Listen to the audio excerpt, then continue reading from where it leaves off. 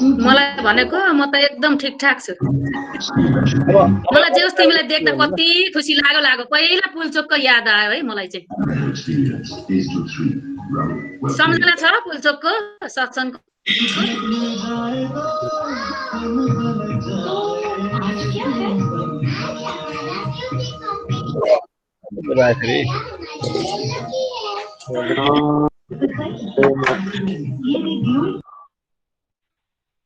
कार्यक्रम सुरु गरौँ अब।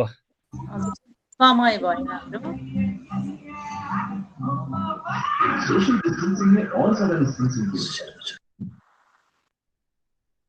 आजको अनलाइन सत्सङ्ग कार्यक्रममा उपस्थित सन्त गुरुवर, विद्वद्वर्ग,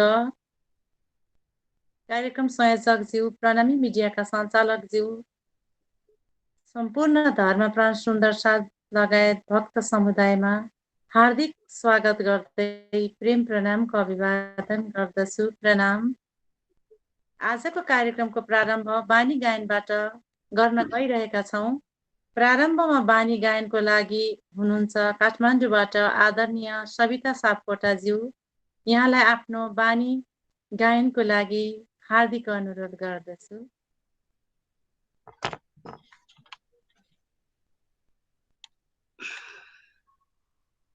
प्रणाम सम्पूर्ण सुन्दर साथजीमा, यो अनलाइन सत्सङ्गमा जोडिनु भएको र पछि पनि हाम्रो भिडियो मार्फत हेर्नुहुने सम्पूर्ण सुन्दर साथलाई मेरो कोटि कोटि प्रणाम छ।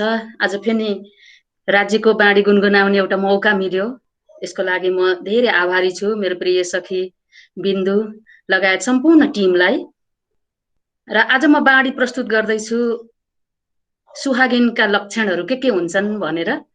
र यो चाहिँ अस्ति मैले जगतराज महाराजको प्रवचन सुनिसकेपछि मलाई एक किसिमको डर पनि लाग्यो। हामी त खालि सुगा रटाइको उसमा मात्रै रहेछौँ, हामीले जीवनमा के गर्यौँ त आफ्नो धाम पुग्नको लागि भनेर आफूले पनि मैले केही पनि गर्न नसकेको अनुभूति मलाई पनि भयो र धेरै मलाई झसङ्ग पनि भयो म त्यो प्रवचन सुनिसकेपछि। र भर्खरै मेरो प्रिय सखी शारदा मैनाली र मैले रेकर्ड गरेका छौँ एउटा बाणी, र छिट्टै नै अब युट्युब मार्फत आउँदैछ र यो अडियो रेकर्ड चाहिँ भइसकेको छ। म त्यही रेकर्डलाई आज ट्र्याक मार्फत गाउने कोसिस गर्दैछु। सायद कस्तो हुन्छ के हुन्छ हजुरहरूले सुनिदिनु होला।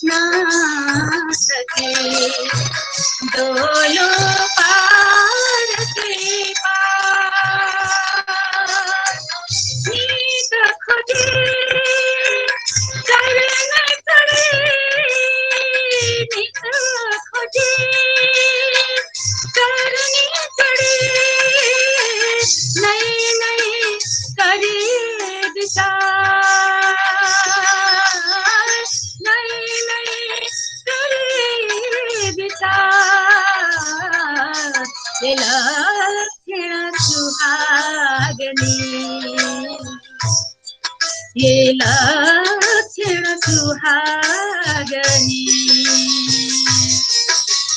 सुहागनी सुहागनी सुहागनी सुहागनी सुहागनी सुहागनी सुहागनी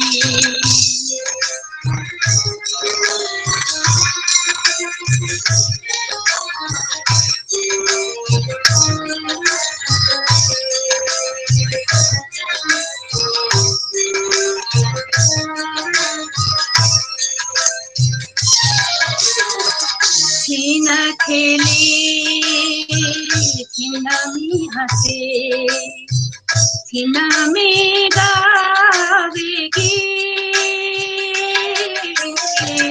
छिन खेले छिन में हंसे छिन में गावेगी छिन रोवे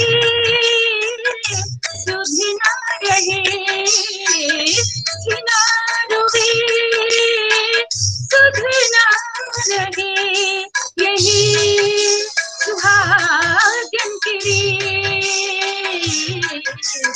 लक्षण सुहागनी लक्षण सुहागनी सुहागनी सुहागनी सुहागनी सुहागनी सुहागनी सुहागनी सुहागनी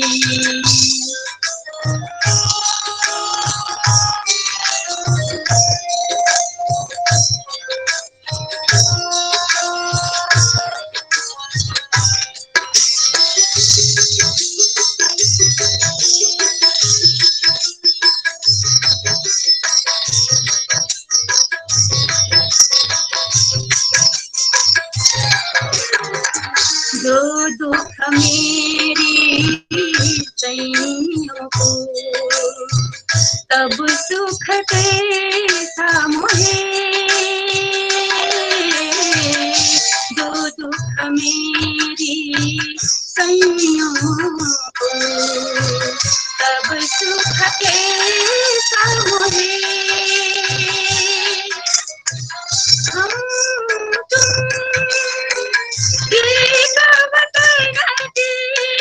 हम तुम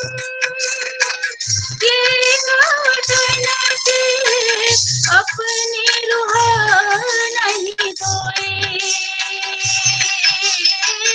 अपनी रूह नहीं धोए लक्षण सुहागनी ये लक्षण सुहागनी सुहागनी सुहागनी सुहागनी सुहागनी सुहागनी सुहागनी सुहागनी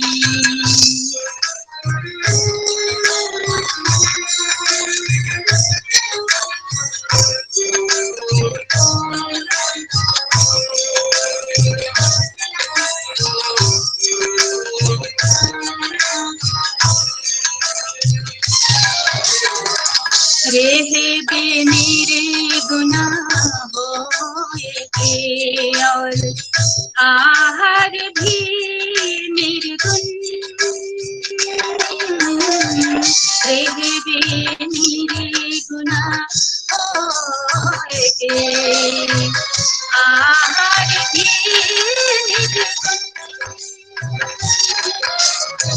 साफ दिल सुहागनी साफ दिल सुहागनी सब गुण दुखावे लक्षण सुहागनी लक्षण सुहागनी पारवतन जो पारवतन जो सुहागनी ताकि नेकक हूँ पहचान जो कभी भूले वतन जो कभी भूले वतन तो भी नजर कहाँ निदान तिलक्षण सुहागनी तिलक्षण सुहागनी सुहागनी सुहागनी सुहागनी सुहागनी सुहागनी सुहागनी सुहागनी सुहागनी। प्रणाम सुन्दर साथीमा सुनिदिनु भयो, धन्यवाद। सविता सखी सुमधुर आवाजकी धनी अत्यन्तै सुन्दर बानी गायन गर्नुभयो। यहाँलाई धेरै धेरै आभार व्यक्त गर्दछु।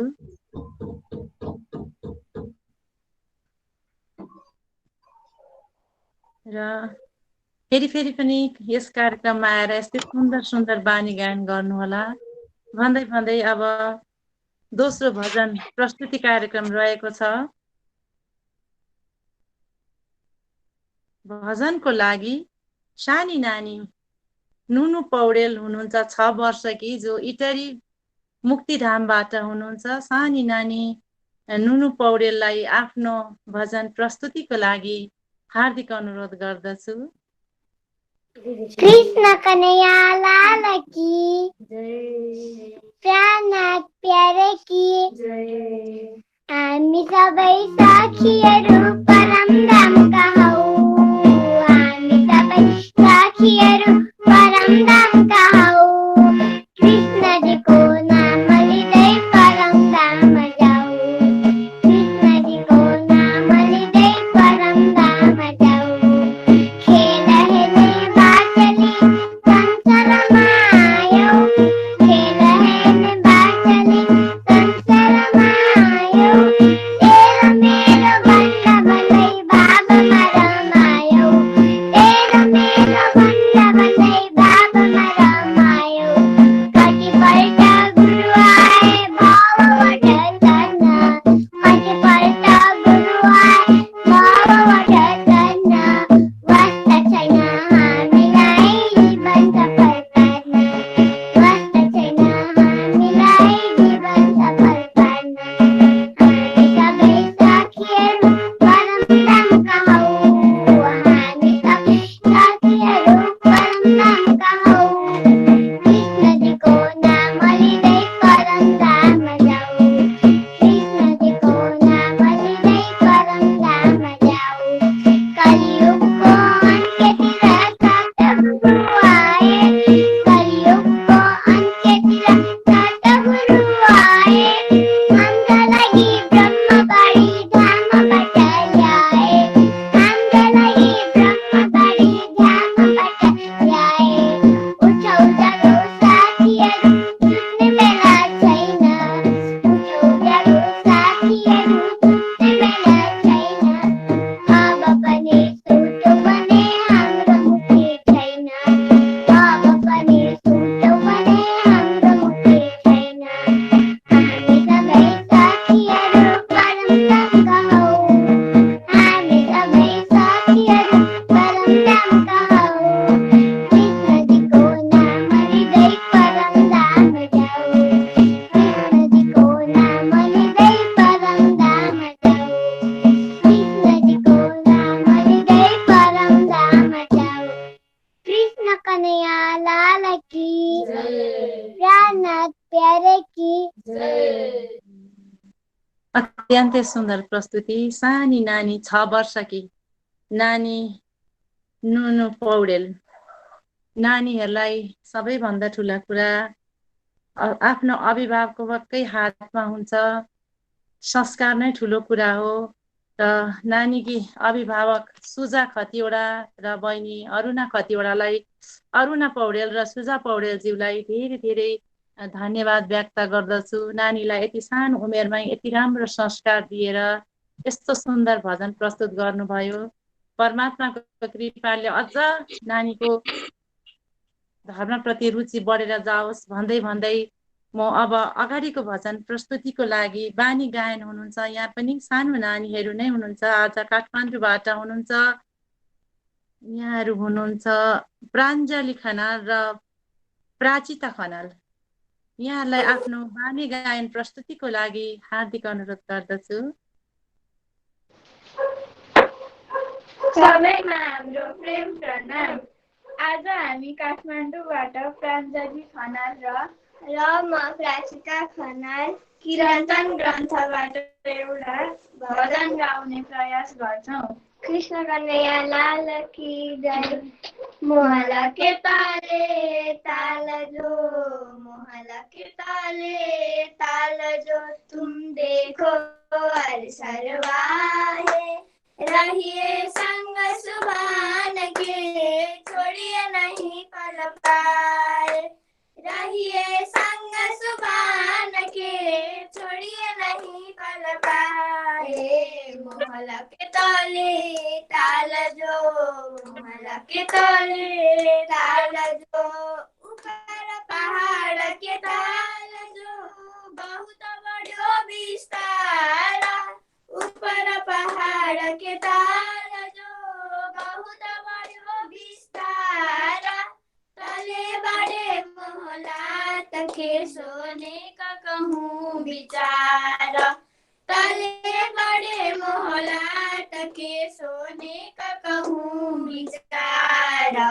मोहला के ताले ताल जो, मोहला के ताले ताल जो, बढ़ते लान कचहरिया, बैठक बार हजारा, बढ़ते लान कचहरिया, बैठक बार हजारा, हक हादी रूहान की नहीं सिफत सुनार, हक हादी रूहान की नहीं सिफत सुनार। मोहला के ताले ताल जो, मोहला के ताले ताल जो, तुम देखो हर सरवाए, रहिए संग सुभान के, छोड़िए नहीं पल पाए, रहिए संग सुभान के, छोड़िए नहीं पल पाए। कृष्ण कन्हैया लाल की जय। धेरै धेरै धन्यवाद सानी बहिनी प्राञ्जली खनाल र प्राचिता खनालज्यू। यहाँले सुन्दर बानी गायन गर्नुभयो। बाल्यावस्थाको संस्कारले नै उज्जवल भविष्य बन्दछ भन्दै भन्दै यहाँहरूको अभिभावकज्यूहरूलाई पनि धेरै धेरै आभार व्यक्त गर्दछु। र अब अगाडि हाम्रो युवा जागरण कार्यक्रमका आजका वक्ता हुनुहुन्छ आदरणीय भाइ सारहुल खतिवडा जो युएसएबाट हुनुहुन्छ। भाइलाई आफ्नो मन्तव्य राख्नको लागि हार्दिक अनुरोध गर्दछु।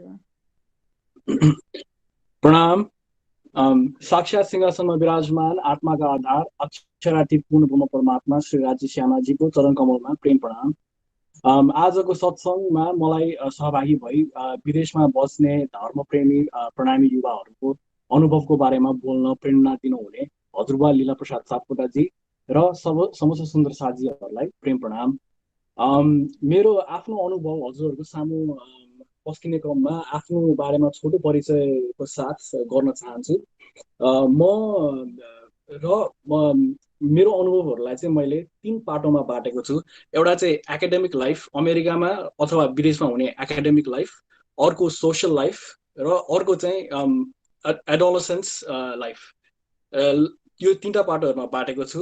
म आफ्नो छोटो परिचय म कसरी सुरु गर्न चाहन्छु भनेदेखि म 2009 चाहिँ अमेरिका आएको थिएँ र अमेरिका आउँदाखेरि चाहिँ म हाई स्कुलमा नेपालमा कक्षा 9 सकेर हाई स्कुलमा चाहिँ 10 मा पढ्न आएको थिएँ र यहाँ मैले कलेज युनिभर्सिटी लेभलमा ब्याचलर सकाएर मैले काम गर्ने क्रममा छु।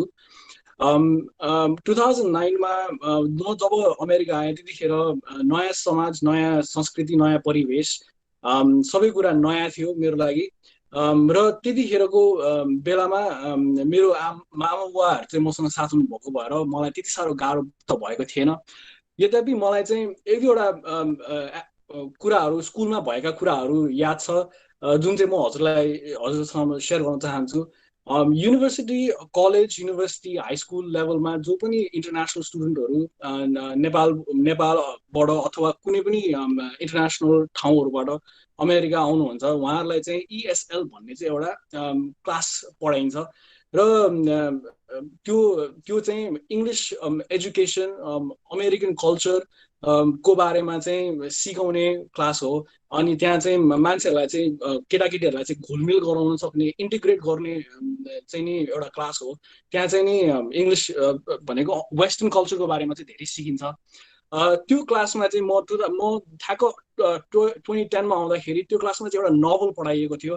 त्यो नोभल चाहिँ एउटा इन्डियन राइटरले लेखेको नोभल थियो। अनि त्यो नोभलमा चाहिँ कथा कस्तो थियो भनेदेखि एउटा सानै बच्चीलाई चाहिँ सानै छँदाखेरि बिहा गरेर चाहिँ एउटा बुढो मान्छेसँग बिहा गरेर चाहिँ बिहा गराएको थियो र त्यो उहाँको चाहिँ हस्बेन्ड चाहिँ बुढो मान्छे चाहिँ छिटै बितेका थिए र उसलाई चाहिँ बनारसमा लगेर के अरे विधवा बनाएर चाहिँ छोडिएको थियो र के घाटमा लगेर जलाएको र एउटा त्यो तरिकाले चाहिँ त्यो कहानी चाहिँ निर्माण गरिएको थियो। र त्यो कहानी चाहिँ हाम्रो इन्टरनेसनल त्यो क्लासमा चाहिँ त्यो कहानी पढाएको थियो र त्यो कहानी पढाइसकेपछि चाहिँ एउटा मुभी देखाइएको थियो। इन्डियन समाज र हिन्दू समाज चाहिँ कस्तो हो भनेर देखाइएको थियो। र म हिन्दू समाज नेपालबाट सिकेर आएको मान्छे, के अरे हिन्दू धर्मलाई जानेर आएको मान्छे, मलाई चाहिँ मलाई त्यो कुरा चाहिँ अनौठो पनि लाग्यो र मलाई अलिक चित्त बुझेन। तर त्यसको साथसाथै मेरो साथीहरू जसले चाहिँ पहिलोचोटि हिन्दू धर्म भने के हो, western eastern religion, eastern religion फिलोसफीहरूको बारेमा उनीहरूले फर्स्ट टाइम देख्दाखेरि चाहिँ उनीहरूको अनुभव चाहिँ यो प्रकारले एउटा नराम्रो पाटोबाट सुरु भएर चाहिँ त्यो तरिकाले चित्रण गरेर सानो राम्रो कुरा थोरै देखाउने, तर यो तरिकाले चित्रण गरेर चाहिँ प्रेजेन्ट गरिएको थियो। यो कुरा मलाई पटक्कै चित्त बुझेको थिएन। त्यस पछाडि कलेज लेभलमा जाँदाखेरि मैले लिबरल आर्ट्सको धेरै क्लासेसहरू लिएँ। त्यसमा चाहिँ इन्टरनेसनल इस्टर्न रिलिजनको मैले क्लास लिएँ, इस्टर्न बुद्धिज्मको मैले क्लास लिएँ, वेस्टर्न फिलोसफीको मैले क्लास लिएँ। हरेक क्लासहरू लिँदाखेरि चाहिँ नेपाल भन्दाखेरि पनि हिन्दू दर्शनको बारेमा चाहिँ निकै कम मात्रामा चाहिँ सिकाइन्छ र सिकाइयो भने पनि आफ्नै तरिकाले उहाँहरूले चाहिँ एउटा एजेन्डा सेट गरेर चाहिँ सिकाइएको हुन्छ। पहिला हरेक कुरामा चाहिँ काउ, कास्ट र करी भनेर चाहिँ तीनटा टपिकलाई चाहिँ हाइलाइट गरेर चाहिँ हिन्दू धर्म र हिन्दू समाजलाई चाहिँ देखाइएको हुन्छ। र मलाई चाहिँ यो कुरा चाहिँ एकदमै चित्त बुझ्दैन थियो। मैले आफ्नो फिलोसफी, वेस्टर्न फिलोसफी क्लासेसहरूमा मैले प्रोफेसरहरूलाई हिन्दू धर्महरूको पनि आफ्नो फिलोसफी छ, हाम्रो हिन्दू शास्त्रहरूको पनि आफ्नो छ भनेर भन्दाखेरि उहाँहरूले चाहिँ छैन भन्ने टाइपको कुरा गर्नुहुन्थ्यो। र रिलिजन क्लासेसहरूमा पनि यो प्रकारले ढालिन्थ्यो कि जो पनि त्यो क्लास लिन्छ, जो पनि त्यो क्लास पढ्छ, उहाँहरूलाई चाहिँ त्यो हिन्दू धर्मप्रति अथवा इस्टर्न रिलिजन प्रति चाहिँ एकदमै तृष्णा लागेर आउने टाइपको त्यो तरिकाको प्रेजेन्टेसन एकाडेमिक हिसाबमा चाहिँ हुँदो रहेछ। र मैले यो कुरा चाहिँ मलाई एकदमै चित्त नबुझेर मैले आफ्नै अनुसन्धान, आफ्नै रिसर्च गर्न थालेँ। र मैले त्यो क्रममा चाहिँ विभिन्न के अरे एकाडेमिक प्रोफेसर्सहरूसँग चाहिँ मैले कुरा गर्ने मौका पाएँ, उहाँहरूबाट धेरै कुरा सिक्ने मौका पाएँ। र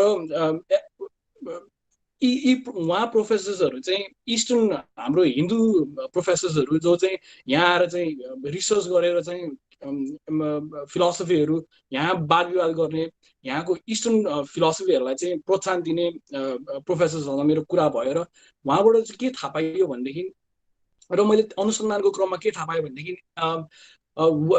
academic life American western academic मा चाहिँ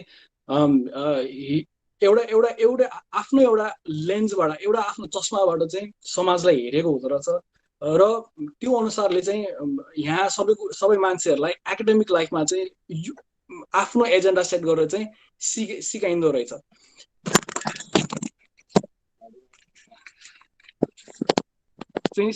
सिकाइँदो रहेछ र त्यो भएको भएर मैले चाहिँ त्यो र मैले त्यो थाहा पाएर मैले चाहिँ आफ्नो अनुसन्धान गरेर यो के कुरा ठिक हो के कुरा बेठिक हो भन्ने कुरा चाहिँ थाहा पाएर मैले चाहिँ सरी यो खसिरहेको छ। थाहा पाएर चाहिँ मैले आफ्नो चाहिँ नि अनुसन्धान गरेर थाहा पाएर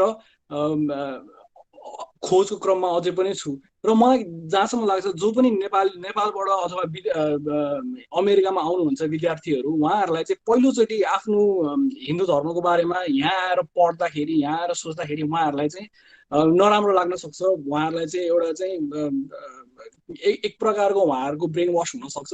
त्यो भएको भएर मलाई चाहिँ के लाग्छ भनेदेखि नेपालबाट जो पनि आउनुहुन्छ अमेरिकामा विद्यार्थीहरू उहाँहरूलाई चाहिँ हाम्रो हिन्दू धर्म भनेको के हो, हिन्दू शास्त्रहरू के हुन्, हाम्रो वेद उपनिषदहरूमा विभिन्न दर्शनहरू के हो, हाम्रो चाहिँ समाजशास्त्र के हो, प्रकृतिलाई कुन तरिकाले हेरिन्छ, के अरे अर्थशास्त्र के तरिकाको छ भन्ने कुराहरू चाहिँ यदि केटाकेटीहरूलाई नेपालबाट नै हामी श्रीकृष्ण प्रणामी धर्महरूको साथसाथै हिन्दू धर्मको बारेमा पनि थाप शिक्षा दिएर यहाँ पठाउनु भयो भने चाहिँ अथवा यहाँ आउनु भयो भने चाहिँ एकदमै सजिलो हुन्छ र उहाँहरूको चाहिँ कन्फिडेन्स लेभल एकदमै हाई हुन्छ भन्ने कुरा चाहिँ मलाई एकदमै अनुभव भएको कुरा हो। त्यो भयो एकाडेमिक लाइफ। र सोसियल लाइफको बारेमा भन्न चाहन्छु। सोसियल लाइफ अमेरिकामा चाहिँ हाई स्कुल सकेपछि कक्षा 12 सकेपछि सबैजना विद्यार्थीहरू चाहिँ कलेज लेभलमा कलेज बाहिर पढ्न जान्छन् र बाहिर पढ्न जाँदाखेरि घरको माहौल एक प्रकारको हुन्छ र कलेजको माहौल अर्को प्रकारको हुन्छ। कलेजमा चाहिँ विभिन्न एउटा कल्चर सेट हुन्छ, ड्रिङ्किङ कल्चर, पार्टी कल्चर हुन्छ। प्राय जसो अमेरिका, अस्ट्रेलिया, युरोप जता पनि त्यो एउटा प्रेभलेन्ट कल्चर हो। यहाँ चाहिँ नि प्रोफेसरहरू नै स्टुडेन्टहरूसँग बसेर ड्रिङ्क गर्ने कुराहरूदेखि लिएर पार्टीहरूको कुराहरू हुन्छ, त्यो सब कुराहरू हुन्छ। र इन्टरनेसनल यहाँ चाहिँ यो अमेरिका भनेको चाहिँ एउटा मेल्टिङ पट हो जहाँ चाहिँ सबै मान्छेहरू विभिन्न ठाउँबाट आएर चाहिँ घुलमिल भएका हुन्छन् र त्यहाँ त्यो एउटा परिवेशमा चाहिँ हाम्रो एउटा संस्कृति एउटा चाहिँ हाम्रो विचारधारा छ जहाँ चाहिँ ड्रिङ्क गर्नु हुँदैन, भेजिटेरियन हुनुपर्छ भन्ने कुराहरू चाहिँ हामीलाई बच्चादेखि सिकाइएको छ। त्यो कुराहरू चाहिँ अलिकति केटाकेटीहरू अथवा यङ्स्टर्सहरूलाई चाहिँ त्यो माहौलमा चाहिँ गएर घुलमिल हुँदाखेरि चाहिँ अलिकति गाह्रो पर्ने जस्तो हुन्छ। र अहिले म के भन्न चाहन्छु भनेदेखि अहिले जुन प्रकारले आफू अहिले विदेशको परिवेशमा ढल्किने होइन कि आफूले नै के अरे समाजमा चाहिँ आफ्नो अनुसार चाहिँ आफूले आफ्नो इन्भाइरोमेन्ट बनाउन सक्नुपर्छ। र अहिले पनि अब जस्तै अब हजुर अब बच्चैदेखि एउटा कन्फिडेन्स लेभल, आफ्नो धर्मप्रति प्रेम, धर्मप्रति श्रद्धा, धर्मप्रति चाहिँ आस्था र धर्मको बारेमा धेरै सिकाउँदै बच्चैदेखि सिकाउँदै आयो भने कलेज लेभलमा पुग्दाखेरि चाहिँ त्यो एउटा कन्फिडेन्स लेभल यो प्रकारकोले चाहिँ डेभलप भएको हुन्छ जहाँ चाहिँ नि उहाँहरू चाहिँ त्यो परिवेश त्यो ठाउँमा बस्दाखेरि पनि उहाँहरू चाहिँ एउटा कन्फिडेन्टको लेभलको साथमा चाहिँ उहाँहरू चाहिँ घुलमिल हुन सक्नुहुन्छ। र अहिले समाज यो तरिकाले विकसित भइरहेको छ कि जहाँ चाहिँ योगा, भिगनिजम, प्राणायाम लाई चाहिँ एकदमै प्रायोरिटी दिएर चाहिँ अहिले चाहिँ नयाँ ट्रेन्ड नै आएको छ। त्यो भएको भएर उहाँहरूलाई बरु अरू नेपालीहरूसँग चाहिँ घुलमिल हुन गाह्रो हुन सक्छ। तर अमेरिकन यदि आफ्नो विचारधारामा चाहिँ हाम्रो केटाकेटीहरू कट्टर छन् भने त्यो यो परिवेशमा घुलमिल हुन चाहिँ एकदमै सजिलो हुन्छ र र अर्को कुरा अर्को बाटोमा चाहिँ म केमा भन्न चाहन्छु भनेदेखि अडोलसेन्स को बारेमा चाहिँ भन्न चाहन्छु। अडोलसेन्स भनेको चाहिँ हजुरको चाहिँ 16 वर्षसम्मका केटाकेटीहरूलाई चाहिँ अडोलसेन्स भनिन्छ, लाइक 17-18 सम्मको केटाकेटीहरूलाई चाहिँ अडोलसेन्स भनिन्छ। र नेपालमा चाहिँ अब नेपालमा म आफ्नै अनुभव मेरो के छ भनेदेखि मेरो सानैदेखि मलाई चाहिँ हजुरबा हजुरआमा मम ड्याडहरूले चाहिँ पूजा गर्दाखेरि सँगै राखेर पूजा गर्नुहुन्थ्यो, मेर सागर पाठ गर्न सिकाउनुहुन्थ्यो। पुल्चोक मन्दिरमा हामीहरू कथाहरू सिक्न जान्थ्यौँ, धर्मको बारेमा सिक्न जान्थ्यौँ। त्यहाँ चाहिँ नि विभिन्न प्रकारको कार्यक्रमहरू हुन्थ्यो। कृष्ण जन्माष्टमीमा हामीहरू घुलमिल र्यालीहरूमा जान्थ्यौँ, भजनहरू प्रस्तुत गर्थ्यौँ। त्यो भएको भएर त्यतिखेर र अहिले पनि नेपालमा चाहिँ त्यो एउटा सपोर्ट सिस्टम एकदमै राम्रो छ र त्यसलाई चाहिँ एकदमै निरन्तरता दिइराख्नु पर्छ। तर यहाँ हुर्केका केटाकेटीहरूलाई चाहिँ त्यो खालको उनीहरूलाई त्यो एउटा फ्लेक्सिबिलिटी छैन, त्यो खालको चाहिँ सपोर्ट सिस्टम यहाँ छैन। यहाँको सपोर्ट सिस्टम भनेको महिनामा एकचोटि हुने सत्सङ्ग र काममा बिजी भएको आमा बुवाहरूले सकि नसकी गर्ने सानो प्रयास नै हो। त्यो भएको भएर यहाँको केटाकेटीहरूलाई त्यो कुरा चाहिँ अलिकति त्यो नेपालको केटाकेटीहरूलाई जुन लेभलको त्यो कन्फिडेन्स छ त्यो लेभलको यहाँ हुन अलिकति गाह्रो छ। र यो प्रकार मैले अहिले सुनिआएको थिएँ जहाँ चाहिँ अमेरिकामा बस्ने यङ्स्टर्सहरूलाई पनि सत्सङ्ग नेपालमा सञ्चालन गरेर अथवा अनलाइन सञ्चालन गरेर सिकाइराखिएको छ र त्यो चाहिँ एकदमै इम्पोर्टेन्ट कुरा हो र त्यसलाई चाहिँ प्राथमिकता दिँदै अगाडि बढाउँदै जानुपर्छ भन्ने मलाई लाग्छ। र मैले यहाँ धेरै सुन्दरसाथजीहरू देखाएको छु जसलाई चाहिँ धर्मको बारेमा नै माता पिताहरूलाई नै धर्मको बारेमा नै धेरै थाहा छैन र यदि केटाकेटीहरूलाई आफ्नो प्रणामी समाजको बारेमा चाहिँ अगाडि बढाउँदै जानु छ, अगाडि धर्मलाई अगाडि लिएर जानु छ, आफ्नो केटाकेटीहरूलाई चाहिँ संस्कारी बनाउनु छ र धर्मप्रेमी बनाउनु छ भने चाहिँ पहिला आफू नै धर्मको बारेमा चाहिँ धेरै जानु। केटाकेटीहरूलाई सेवा पूजा गर्दाखेरि चाहिँ साथमा राखेर सेवा पूजा गरौँ, मेर सागर केही नभए पनि मेर सागर पनि पाठ गरौँ भन्ने कुरा भन्ने मलाई लाग्छ। म एउटा सानो इक्जाम्पल पनि दिन चाहन्छु। धेरै मेरो साथीहरू मुस्लिम पनि छन्, यहीँ हुर्केका यहीँ जन्मेका यहीँ हुर्केका मुस्लिमहरू छन् जसलाई चाहिँ हिन्दी उर्दू बोल्न आउँदैन। यद्यपि उनीहरू चाहिँ के अरे कुरान पाठ गर्छन् र उनीहरू चाहिँ महिनामा एकचोटि रमजानमा फास्टिङ बस्छन्, यहीँ जन्मेका केटाकेटीहरू।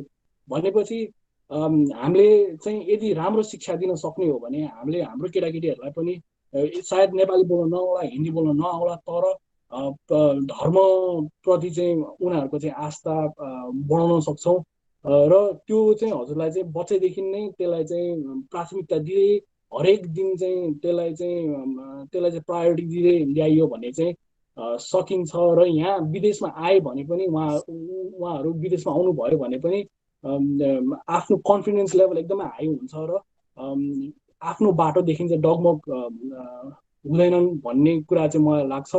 र यो भन्दै मैले भन्न कति सकिनँ। मैले अझै पनि धेरै हरेक यो एकाडेमिक लाइफ, सोसियल लाइफ र अडोलसेन्स लाइफमा चाहिँ मलाई ज्ञान छ र मैले अझै पनि भन्न चाहन्थेँ, तर अहिले समय धेरै छोटै भएकै भएर म चाहिँ मेरो आफ्नो 2 शब्द यहीँ टुङ्ग्याउन चाहन्छु। प्रणाम। धेरै धेरै धन्यवाद भाइ राहुल खतिवडाज्यू जो युएसएबाट हुनुहुन्छ। यहाँले आफ्नो धर्म सँगसँगै राहुल खतिवडा होइन, शार्दुल खतिवडाज्यू, यहाँले आफ्नो धर्म सँगसँगै हिन्दुत्वलाई अगाडि लिएर आफ्नो धर्मप्रति पूर्ण विश्वास लिएर अगाडि बढ्नुपर्छ भन्ने आफ्नो सुन्दर मन्तव्य राखिसक्नु भएको छ। यहाँलाई धेरै धेरै आभार व्यक्त गर्दै अब हामी माझ परम वन्दनीय आदरणीय बाबा दयाराम धामका गादीपति श्री 108 जगतराज महाराजजीको आगमन भइसकेको छ। महाराजजीलाई यस कार्यक्रममा हार्दिक स्वागत गर्दै प्रेम प्रणाम गर्दछु। प्रणाम महाराजजी। प्रणाम हजुर, प्रणाम सबैलाई, प्रणाम प्रणाम। अगाडिको प्रसङ्गमा हामीले सुहागिनी आत्माको लक्षण कस्तो हुनुपर्छ, हामी सुन्दर साथको खानपान रहन सहन कस्तो हुनुपर्छ भन्ने महत्त्वपूर्ण प्रसङ्ग, अष्टप्रहरको सेवा, पर सेवाको प्रसङ्ग आदरणीय महाराजजीको मुखारबिन्दबाट श्रवण गऱ्यौँ र परम आदरणीय महाराजजीलाई आजको वाणी चर्चाको प्रसङ्ग अगाडि राखिदिन हार्दिक अनुरोध गर्दछु।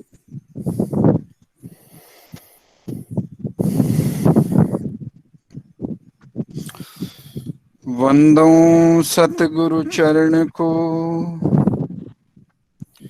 करु धनि प्रेम प्रणाम।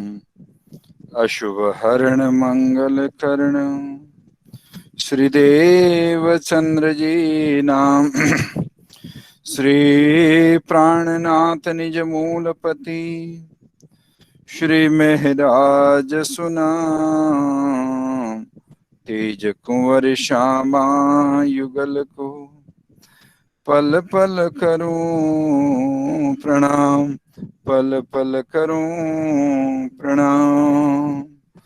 बोलो श्री कृष्ण कन्हैया लाल की जय, श्री निजानंद स्वामी की जय, श्री प्राणनाथ प्यारे की जय, महारानी बाईजुराजू की जय, श्री महाराजा छत्रसाल जी की जय, श्री तीनों पुरी धाम की जय, महाराज दयाराम साहेब की जय, गुरुजी मंगलदास जी महाराज की जय, समस्त सुंदर साथ की जय।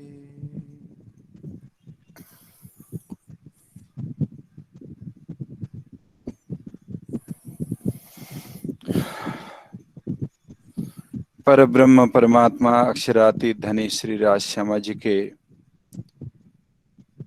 चरण कमलों का चरण कमल में विशेष नमन बंदन प्रार्थना गर्दै गर्दै गूगल मीट को माध्यमबाट आज का यस सभा में संलग्न हुनुभएका परम आदरणीय संत गुरुजन, विद्वजन, विदुषी माताहरू, श्री राजी महाराज का अत्यंत प्रेमी आत्म संबंधी धर्मपरायण प्राणाधार सुंदर साथ जी,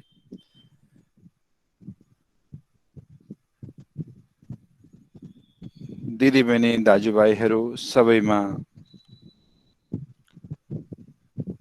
हाम्रो तर्फबाट सादर सप्रेम प्रणाम स्वीकार होस्। प्रणाम हजुर, प्रणाम।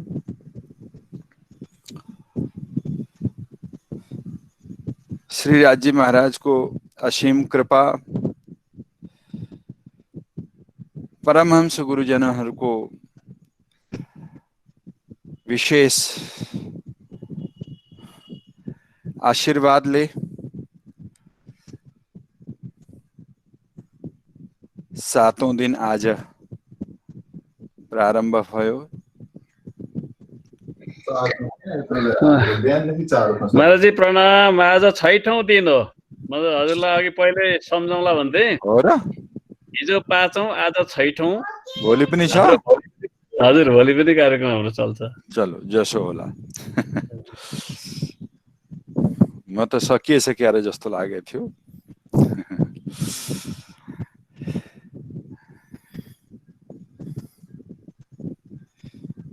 आज हामी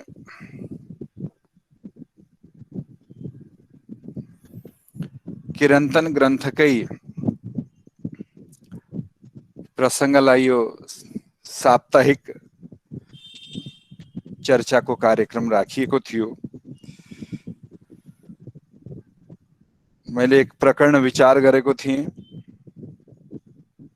आज अन्तिम होला भन्दा सम्वरण गर्दिने पनि विचार ठिकै छ, भोलिको पनि फेरि गरौँला। त्यो प्रकरणको चौपाई प्रारम्भ गरौँ। धोरिडा वही ने छूटे रे, कर्म आपना रे, मेहराज कहे एम की दाचे घना रे, धोरिडा मामुके तारी दूसरी, आओ अवसर केम भूलिए।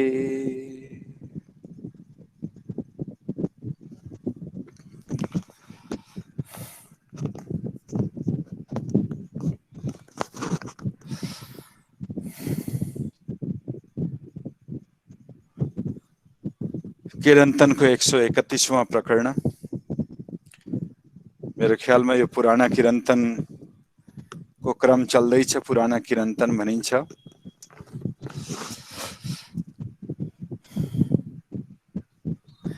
आवो अवसर केम भुलिए। यो गुजराती भाषा छ। अलिक दिन गुजरात बसेर गुजराती भाषा अलिअलि सम्झिने अवसर पाइयो। आओ भन्दा प्राय व्यक्तिहरू विचार गर्दछन् तालिम लिएको ज्ञानीजनहरूको कुरो अलग हो। आओ भनेको आओ भनेको होला भन्ने खालको विचार हामीले सोचेका हुन्छौँ। तर यो आओ भनेको आउनुहोस् भन्न खोजेको होइन। गुजरातीमा आवो भनेको यस्तो भन्न खोजेको। आवो भनेको यस्तो, अवसर भनेको त अवसर बुझ्नु नै हुन्छ। केम भनेको कसरी, भुलिए भनेको भुल्नु र कसरी भुल्नु, यस्तो अवसरलाई कसरी भुल्नु। हेर्नुहोस्, आवो भनेको यस्तो, एवो पनि हुन्छ एउटा। एवो भनेको त्यस्तो, आवो भनेको यस्तो, आवी भनेको स्त्रीलिङ्गमा भयो। अब नेपालीमा स्त्रीलिङ्ग पुल्लिङ्गको धेरै भेद छैन, तर यहाँ भाषा गुजरातीमा त स्त्रीलिङ्ग पुल्लिङ्ग अनि नपुंसकलिङ्ग पनि हुन्छ। हिन्दीमा स्त्रीलिङ्ग र पुल्लिङ्गको बहुत भेद छ। हाम्रा नेपाली व्यक्तिहरूलाई स्त्रीलिङ्ग पुल्लिङ्गमा अलिकति गडबडी भइराखेको हामी देख्छौँ हिन्दीमा। हिन्दी सम्झिनलाई हिन्दी बोल्न आवश्यक छ। हिन्दी बोल्ने मान्छेले बोलिरह्यो भने हिन्दी सुधार हुन्छ, नभए हुँदैन। 35 वर्ष भारतमा बसे पनि हिन्दी आउँदैन, अलि अप्ठ्यारो पर्छ नेपाली।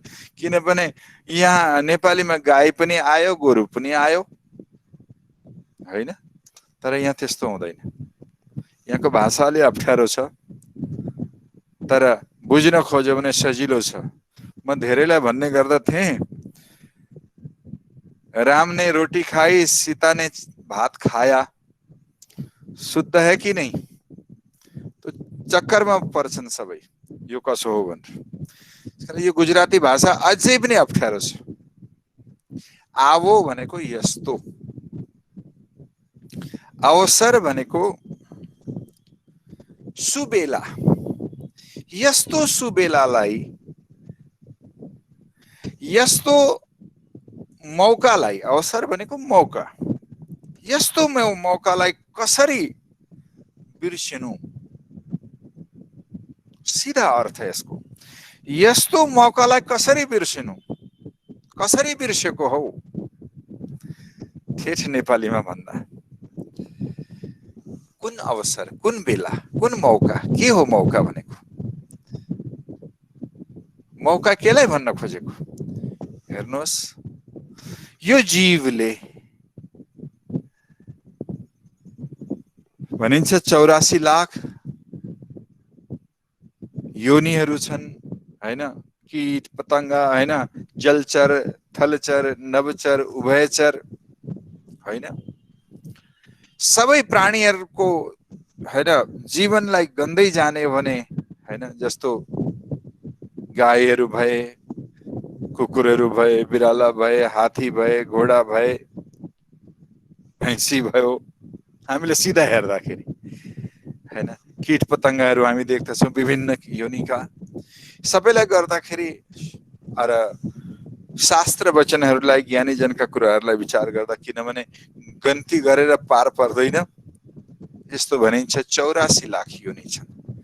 84 लाखमा सबभन्दा उत्तम भनेको मनुष्य जीवन अरे, सबभन्दा उत्तम मनुष्य जीवन। कहिलेकाहीँ मनुष्यको चाल व्यवहार हेर्दाखेरि कसरी हो उत्तम भन्न सकिँदैन जस्तो लाग्छ। किनभने पशुले त धेरै कुरो राम्रो गरेको छ नि। हेर्नुहोस् कुन सभामा, यसै सभामा कुरो गरेको थियो कि अलि अस्ति, किनभने सभा नीतिप्रति हुँदैछन्, मिक्स पनि हुन सक्छ कुराहरू। पशुहरूले धेरै कुरो जन्मदेखि नै उनीहरूले ज्ञान प्राप्त गरेका हुन्छन्। मनुष्यलाई पछि सिक्न आवश्यक छ। अप्ठ्यारो कुरो के छ भन्दाखेरि मनुष्यले सिकेर जानेर पनि गर्दैन। यहाँ सबभन्दा विचित्र विडम्बना लाग्दछ। यो खानु हुँदैन भन्ने थाहा छ फेरि पनि खान्छ, यो पिउनु हुँदैन भन्ने थाहा हुँदा पिउँछ। एकपल्टको कुरो नि, भन्दै कुनै एउटा दृष्टान्त जस्तो कुरो याद आयो। कसैले दुर्योधनलाई सोधेछन्, किनभने यो भूमि महाभारतको भूमि हो, यो भूमि गीता उपदेशको भूमि हो, यो कर्नाल पनि त्यसमा आउँछ, कर्णको नगरी मानिन्छ। प्यारा सुन्दर साथीहरू, दुर्योधनलाई सोधे, अरे दुर्योधन, यो कुरो हामीलाई समझमा आएन। के भन्दा तिमीहरूले पढेको जुन गुरुसँग कुल त एउटै हो, पाण्डवहरूको कुल र कौरवहरूको कुल त एउटै हो। पाण्डुका पाण्डव भए, कुरुका कौरव भए, एउटै दाजुभाइका छोरा नाति। अनि तिमीहरूले पढेको पनि एउटै छ, एउटै गुरुबाट छ, गुरु द्रोणाचार्यबाट शिक्षा हासिल गरेको। द्रोणाचार्य, कृपाचार्य, यिनीहरू सबै गुरुहरू सँगै एउटै क्लास पढेको पाण्डव र कौरवहरूले। तर यो समझमा आएन दुर्योधन कि तेरो नाम लिएर कोही खुसी हुँदैनन्। आफ्ना छोराछोरीहरूको नाम राख्नु पर्दा दुर्योधन दुशासन राख्दैनन् कसैले, कि राख्छन् हौ? खुसी भएर राख्नुहुन्छ कि कसैले? तर युधिष्ठिर, भीम, अर्जुन, नकुल, सहदेव आज छोराछोरीको नाम राख्न मन पराउँछ। शकुनी, दुशासन, दुर्योधन कसैले राख्न खोज्दैन। के कमी रह्यो, के अल्पता आयो कि तेरो नाम सुनेर खुसी हुँदैनन् कोही? भन्दाखेरि दुर्योधनले एउटा जवाब दिएको छ, राम्ररी बुझ्नुपर्ने जवाब छ। दुर्योधनलाई मूर्ख मानिन्छ, तर कहिलेकाहीँ घतलाग्दो कुरा दुर्योधनले पनि गरेको छ। के भने, जानामि धर्मम न च मे प्रवृत्ति। दुर्योधनले भने, बाबु कुरो त ठिकै हो, विडम्बना के छ भने जानामि धर्मम न च मे प्रवृत्ति, म धर्मलाई जान्दछु तर अपनाउँदिन, पालन गर्दिन धर्मको। धर्म के हो सबै छर्लङ्गै बुझेको छ, तर म त्यसलाई पालन गर्दिन। अनि जानाम्य धर्मम न च मे निवृत्ति। के भने दुर्योधनले भने, जानाम्य धर्मम, जानामि अधर्मम, संयुक्त हुँदाखेरि जानाम्य धर्मम भयो। अधर्मलाई पनि म राम्ररी बुझेको छु। पाप कर्म भनेको के हो मलाई थाहा छ, धर्म पुण्य कर्म के हो त्यो पनि थाहा छ। पुण्य कर्म थाहा हुँदा हुँदै म गर्दिनँ, पाप कर्म के हो भन्ने जान्दा जान्दै पनि म छोड्न सक्दिनँ। जानाम्य धर्मम न च मे निवृत्ति, अधर्मलाई पापलाई मैले राम्ररी बुझेको छ तर म छोड्न सक्दिनँ। तसर्थ मलाई कसैले मन पराउँदैनन्, मेरो नाम आफ्ना छोराछोरीको नामसँग जोड्न चाहँदैन। अर्जुन आफ्ना छोराछोरीको नाम राखेर खुसी हुन्छन्, भीमसेन नाम राखेर खुसी हुन्छन् हैन, युधिष्ठिरको नाम राख्दाखेरि प्रसन्नताको अनुभव गर्दछन्, छोराको नाम युधिष्ठिर राखौँ भनेर। नकुल सहदेव त्यस्तो खालको नाम राखेर प्रसन्न हुन्छन्, तर दुर्योधन, दुशासन, शकुनी यस्तो खालको नाम कसैले राख्न चाहँदैन। हेर्नुहोस्, दुर्योधन भनेकै त्यही हो, धर्मलाई चिने जाने तापनि धर्मलाई नअपनाउने अनि अधर्मलाई जान्दा जान्दै पनि नछोड्नेलाई दुर्योधन भनिन्छ। वास्तवमा यो जीवन हेर्नुहोस् के भनिन्छ भने 84 लाख योनिहरूमा सबभन्दा अन्तिममा यो जीवन कृपा गरेर परमात्माले हामीलाई दिनुभएको रे मनुष्य जीवन। किनभने यस्तो भनिन्छ गर्भकालमा, गर्भावस्थामा प्राणीलाई बहुत दुःख हुन्छ, कष्ट हुन्छ। कष्ट सहन गर्न नसकेर तडपिँदै दुखी हुँदै परमात्मालाई प्रार्थना गर्दछ। विशेष गरेर मनुष्य योनिमा आउने बेलामा माताका गर्भमा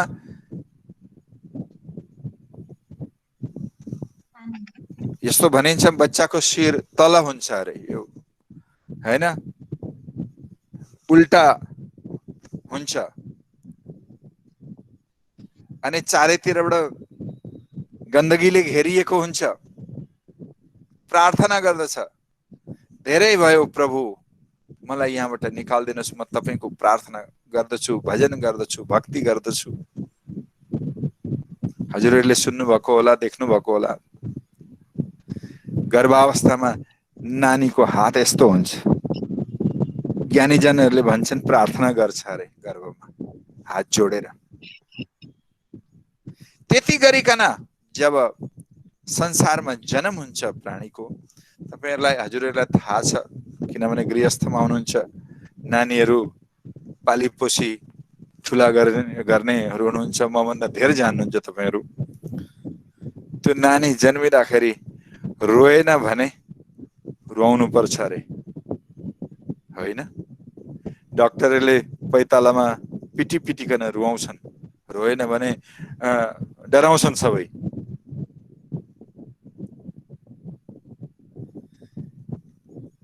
जब जन्म हुन्छ मायाको आवरण तुरन्त व्याप्त हुन्छ नानीहरूमा, अनि जति दिन व्यतीत हुँदै जान्छ, हामी नानी ठुलो हुँदैछ भनिन्छ, मायाका एक एक कर्महरू यस्ता गरिन्छन् जसले गर्दाखेरि नानीहरूमा मायाकै संस्कारहरूले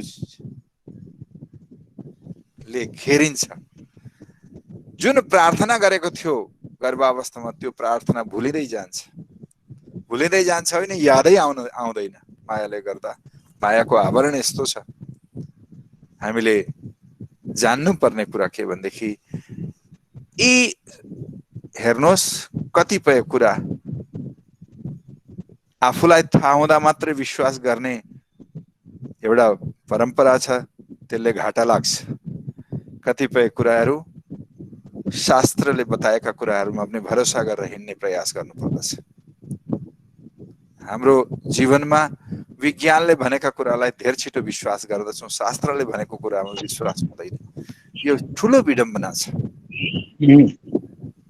तर यी कुराहरूलाई हामीले ध्यान दिनुपर्दछ, किनभनेदेखि विज्ञानले भनेका कुराहरू झुटा निक्लिँदैछन्। धेरै कुरो हामीले पढ्दाखेरि मैले भनिहालेँ नि, बुध शुक्र पृथ्वी मंगल बृहस्पति शनि अरुण वरुण यम हैन, मर्करी भिनस और जुपिटर नेप्चुन प्लुटो हामीले पढेका थियौं। अब यो समय बित्दै जाँदाखेरि प्लुटो त कुनै ग्रह नै छैन भन्छ। ल, जुन कुरोलाई नवग्रह भनेर हामीले पढेको अब एउटा ग्रह छैन। त्यो पनि हामी मान्न तयार छौँ। तर शास्त्रले भनेका कुराहरूलाई हामीले मानिराखेका हुँदैनौँ, यो विडम्बना हो। शब्दशः स्वीकार गर्ने आवश्यकता छ अनि त्यतिखेर मात्रै हामीले बुझ्दछौँ अनि शास्त्रले भनेका कुरामा पूर्णतः विश्वास गरेर हामीले हिँड्नुपर्ने अवस्था छ। किनभनेदेखि विश्वास गरिने दौडे जेह तारतम्य फल लेसे तेह, जो व्यक्ति शास्त्र वचनमा विश्वास गरेर त्यसअनुसार आफूलाई ढाल्ने अनि त्यसअनुसार आफूलाई चलाउने प्रयास जसले गर्दछ त्यसको जीवन सार्थक हुन्छ अनि आनन्दमय हुन सक्दछ अनि उदाहरणीय हुन सक्दछ। आवो अवसर केमा भुलिए, किनभनेदेखि मनुष्य सम्झिन सक्ने शक्ति सम्पन्न प्राणी हो। प्राणीहरू त धेरै छन्, सदाउँदाखेरि साधिने पनि छन् कतिपय कुराहरू, हैन? हजुरहरूले देख्नुपर्छ प्राणीहरूलाई सिकाएर के भन्छन्, हैन? तर त्यो सिकाएका कुराहरूलाई बुझेर सम्झेर त्यस अनुरूप एक्सन गर्ने खालको स्वभाव त्यसरी आउँदैन, बुद्धि त्यसरी चल्दैन, हैन? त्यही अस्ति सुगाहरूको कुरा भनेको थियो, सुगा रटाई, हैन? हजुरहरूको चर्चामा भनेको होला नि, साधुले सुगाहरूलाई सिकाए कि शिकारी आउँछ, जाल बिछाउँछ, दानाहरू अनाज, हैन, छरिदिन्छ, हामी लालचमा आउनेवाला छैनौँ, हामी, हैन, लोभमा पर्दैनौँ। त भने सिकाए, सिके, सिक्दै सिक्दै सिक्दै अब अरू कुरै बोल्दैनन्, खालि त्यही बोल्छन्। तर त्यो केवल सुगा रटाई मात्रै भयो। शिकारीले जाल बिछाउँदाखेरि आफै आएर भन्दै पनि गरे, फस्दै पनि गरे। हाम्रो परिस्थिति यस्तै छ। ये माया छे अति बलवन्ती, उपनी से मूल धनी थके, मुनि जनने मनाव्य हार, शिव ब्रह्मादिक नवलहे पार। मायाका कुराहरू श्री प्राणनाथजी महाराजले धेरै स्पष्ट रूपमा हामीलाई बताउनु भएको छ। र पनि हामी माया नै विशेष हो भनेर हामी मायामै लिप्त हुन चाहेका छौँ। कति हामी मायाबाट पर भएर एउटा द्रष्टाको रूपमा मायालाई हेर्ने अनि राज्यसँग जोडिएर हिँड्ने आन्तरिक इच्छा, म त हजुरहरूलाई सोध्न खोज्दछु, आन्तरिक इच्छा त्यस्ता भएका कति छौँ हामी? साधु सन्तहरूले अथवा गुरुजनहरूले अथवा अग्रजहरूले हामीलाई उपदेश दिने कुरा मात्रै हो भन्ने विचार गरेको छ कि वास्तवमा हामीले यी कुराहरूलाई हामीले शब्दशः स्वीकार गरेर त्यस अनुरूप हामीले हिँड्ने प्रयास गर्नुपर्छ भन्ने विचार छ। यहाँ गडबडी छ। हेर्नुहोस्, म त के भन्छु भने घर संसार छुट्दैन, किन डराउनु भएको? छुट्दैन। मैले सायद कुरा गरेको थिएँ, कुन सत्संगमा कुरा गरेको, ब्याङ्कको क्यासियरले नोट गन्ने काम गर्दछ, एक नोटको पनि कमी आयो भने भरपाई गर्नुपर्ने हुनसक्छ, हैन, सस्पेन्ड हुन सक्छ आफ्नो नोकरीबाट, हैन? सावधानी पुरै राख्दछ। तर ती गनिएका नोटहरूका प्याकेटमा, बन्डलमा, बोरामा भरिएका नोटहरूमा उसको केही लगाव हुँदैन, तर लापरवाही पनि उसले गर्दैन। के संसारमा यसरी बस्न सक्दैनौँ न हामी? हामी घर संसारमा रहौँ, घर संसारमा नरौँ भन्न खोजिया होइन। किनभने सबैले साधु भन्दा त फेरि मन्दिरहरू चल्दैनन् पनि, अप्ठ्यारा हुन्छ। तर के भन्दाखेरि घर हिमे न्यारे रहिए कीजिए अन्तरमै वास, हुन सक्दैन? हुन सक्छ, अवश्य हुन सक्दछ। मायामा लिप्त हुन आवश्यकता छैन। सावधान रहौँ, मायाको कार्य नगरौँ भन्दिनँ, तर के भन्दाखेरि मायाको कार्य गर्दा गर्दै पनि आफूलाई द्रष्टा भावमा राख्न सकौँ, दर्शकको रूपमा गर्न सकौँ। कर्तव्य हो।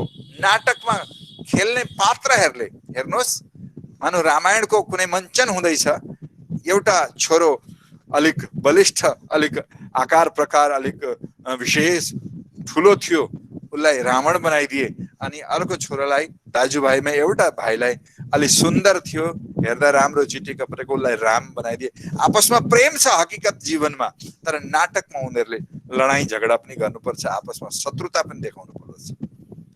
त्यसै गरी मायाको कार्य गर्दा एउटा नाटकको रूपमा आफूले, पात्रको रूपमा आफूलाई बनाएर त्यो नाटकको कार्य गर्ने अनि आफूलाई मन रखियो जहाँ कृपा निधान काम करता अति गणापन छिन नव छाड्यो नेह एक छिनका लागि पनि गोपीहरूले श्री कृष्णको प्रति भाव थियो त्यसलाई छोडेनन् त्यसै कारणले कृष्ण उनीहरूका घर आँगनमा आएर नाच्दछन् एउटा एक कटोरी एक कचौरा मोहीको लालचमा नचाउँदथे तर मोही के श्री कृष्णको घरमा मोही थिएन र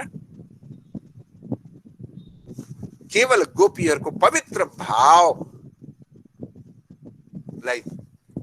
देखेर त्यो भावमा नै श्री कृष्ण आकर्षित हुनुहुन्थ्यो हाम्रो हृदयको एउटा कुनो सधैँ राज्य प्रति खिचिरहनु पर्ने आकर्षित भइरहनु पर्ने अवस्था छ तर हाम्रो त्यस्तो हुँदैन हाम्रो सधैँ माया प्रति आकर्षित अवश्य हुन्छ विचार गर्नुहोस् त सेवा पूजा गर्दाखेरि कतिको मन लाग्छ सेवा पूजामा जप गर्ने बेला आयो जप गर्दाखेरि तपाईको मन राज्यका चरणमा राज्यको सामने म बसेको छु मूल मिलापमा त्यो खालको भाव कति आउँछ हैन त्यहाँ जप गर्ने बेलामा मानु माला लिएर तपाईहरु बस्नु हो भने मन कति राज्य प्रति गइरहेछ माला गर्दै छु भने कति भाव छ माला त गर्दै गरिन्छ वास्तवमा कस्तो हुन्छ भन्देखि हैन माला तो कर्मे फिरे जीव फिरे मुखमाई मनुवा तो 34 फिरे ये तो सुमिरन नाई ज्ञानी जनहरुले भनेको छ के भन्दछन् भन्दाखेरि माला तो कर्मे फिरे माला चाहिँ घुमिरहन्छ जीव फिरे मुखमाई निज नाम पनि बोलिराखेको छ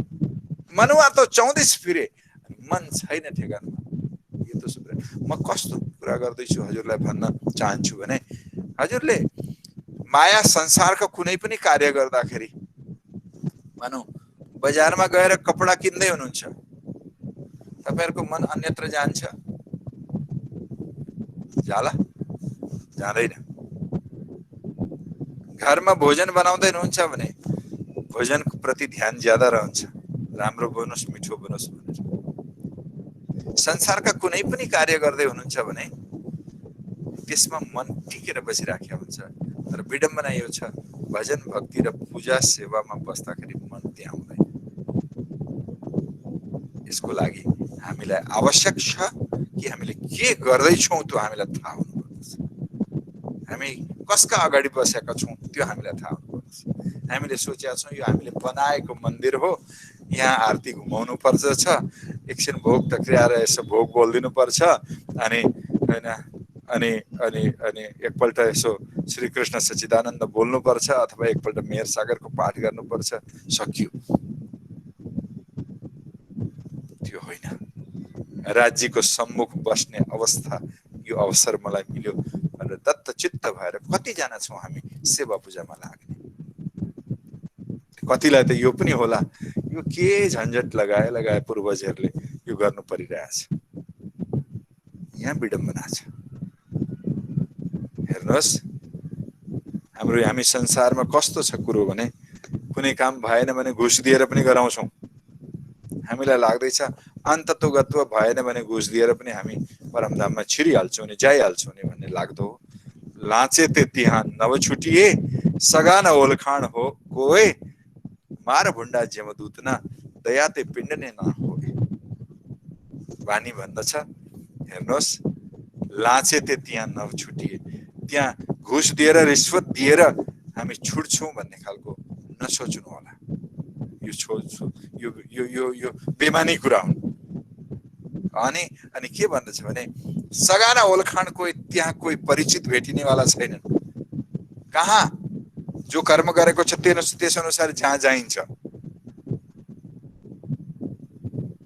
मार भुण्डा जमदूत न जमदूतहरूको मार बहुत खतरनाक मार छ है प्रभु दया ते पिण्ड ने ना होए तिनीहरूले दया गर्दैनन् त्यतिखेर तपाईलाई दुख्दै छ होला भन्ने खालको सोच राख्दै तिनीहरूको कामै हो तडपाउनु दुःख दिनु परेशान गर्नु पापको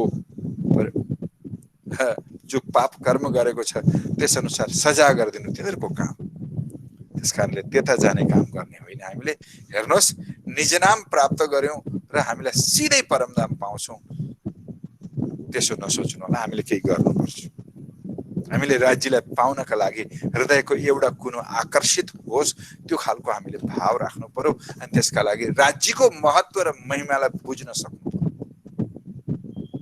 हामीले महिमा केवल संसारको मात्रै बुझिया छ, संसारिक सम्बन्धीहरूको महिमा बुझेको छ। हाम्रा असली सम्बन्धीको महिमालाई हामीले सम्झिनै प्रयास गरेका छौँ। त्यस कारणले आओ अवसर के म भुलिए, यस्तो अवसरलाई किन बिर्सेको हामीले? किन? कारण एक कोलिया अन्न।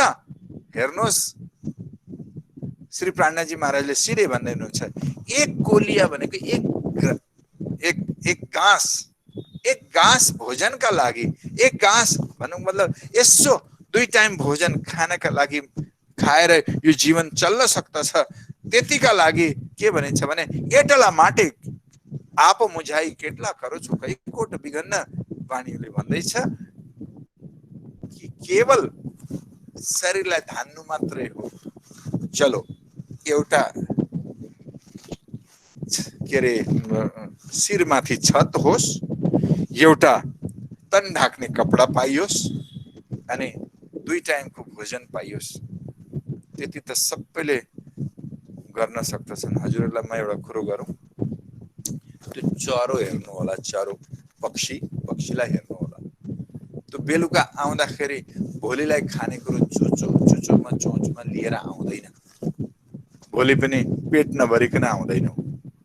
भोलि पनि गुणमा वापस आउँदाखेरि पेट भरेर नै आउँछ, भोलिलाई खान भनेर केही लिएर आउँदैन। भने हामीले यो वाणीले भने अनुसारले एटला माटे आप मुझाई केटला करो छो कई कोट बिगन्न। तन ढाक्ने कपडा, घरमाथिको छत, शिरमाथि छत होस्, तन ढाक्ने कपडा होस्, 2 टाइमको भोजन मात्रै गर्नुहुने। हामीले केही विघ्न नगरिकन पनि, पाप कर्म नगरिकन पनि हामी पुण्य कर्मको साथसाथमा यो सबै थोक गर्न सक्दछौँ। तर हामीले वाणीले भने अनुसारले केवल 2 टाइमको भोजन र छत र उसको लागि कति करोडौं हैन नगर्ने कामहरू पनि हामी गरिरहेका छौँ। कति जनालाई दुःख दिइराखेका हुन्छौँ, कष्ट पुर्याइराखेका, कई कोट विघ्न, कति विघ्नहरूलाई हामीले स्वीकार गरिराखेका हुन्छौँ। हे सुन्दर साथजी, यो अवसर, यो मनुष्य जीवन रूपी अवसरलाई हामीले गमाउँदैछौँ है। यो गरेर हामी बिगार्दैछौँ है।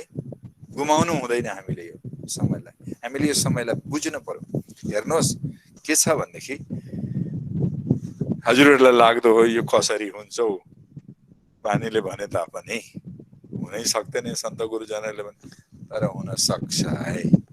हुन नसक्ने कुरै छैन। वाणीले भनेका कुरा हुनै नसक्ने खालका कुरा कुनै छैनन्। म त यस्ता व्यक्तिहरूलाई देखेँ मैले। एकपल्ट म हजुरहरूलाई भनौँ कुनै ठाउँमा, अब म त्यो ठाउँको नाम भने दिमाग घुमाउन थाल्छु, को होला त्यस्तो भनेर। हकीकत घटना बताउँदैछु है। एकजना व्यक्तिले, ठुलै ठाउँको कुरो हो, ठुलै सहरको कुरो हो, 108 पारायण लगाए अनि राम्रा व्यक्तिबाट, समाजमा कहलाइएका व्यक्तिबाट श्रीमद् भागवतको कथा पनि गराए अनि राम्रा टपका सबै सन्त गुरुजनहरूलाई बोलाए, सबैको वाणी चर्चाहरू, प्रवचनहरू गराए। अनि म त छक्क परेँ। लिफाफा दिएको पछि लिफाफा खोलेर हेर्दाखेरि थुप्रै दिएको रहेछ। त्यस्तो सबै ठाउँमा हुँदैन। अनि सामान्य साधुहरूले पनि खुसी भएर भने हामीलाई पनि यति दिएछन् हौ।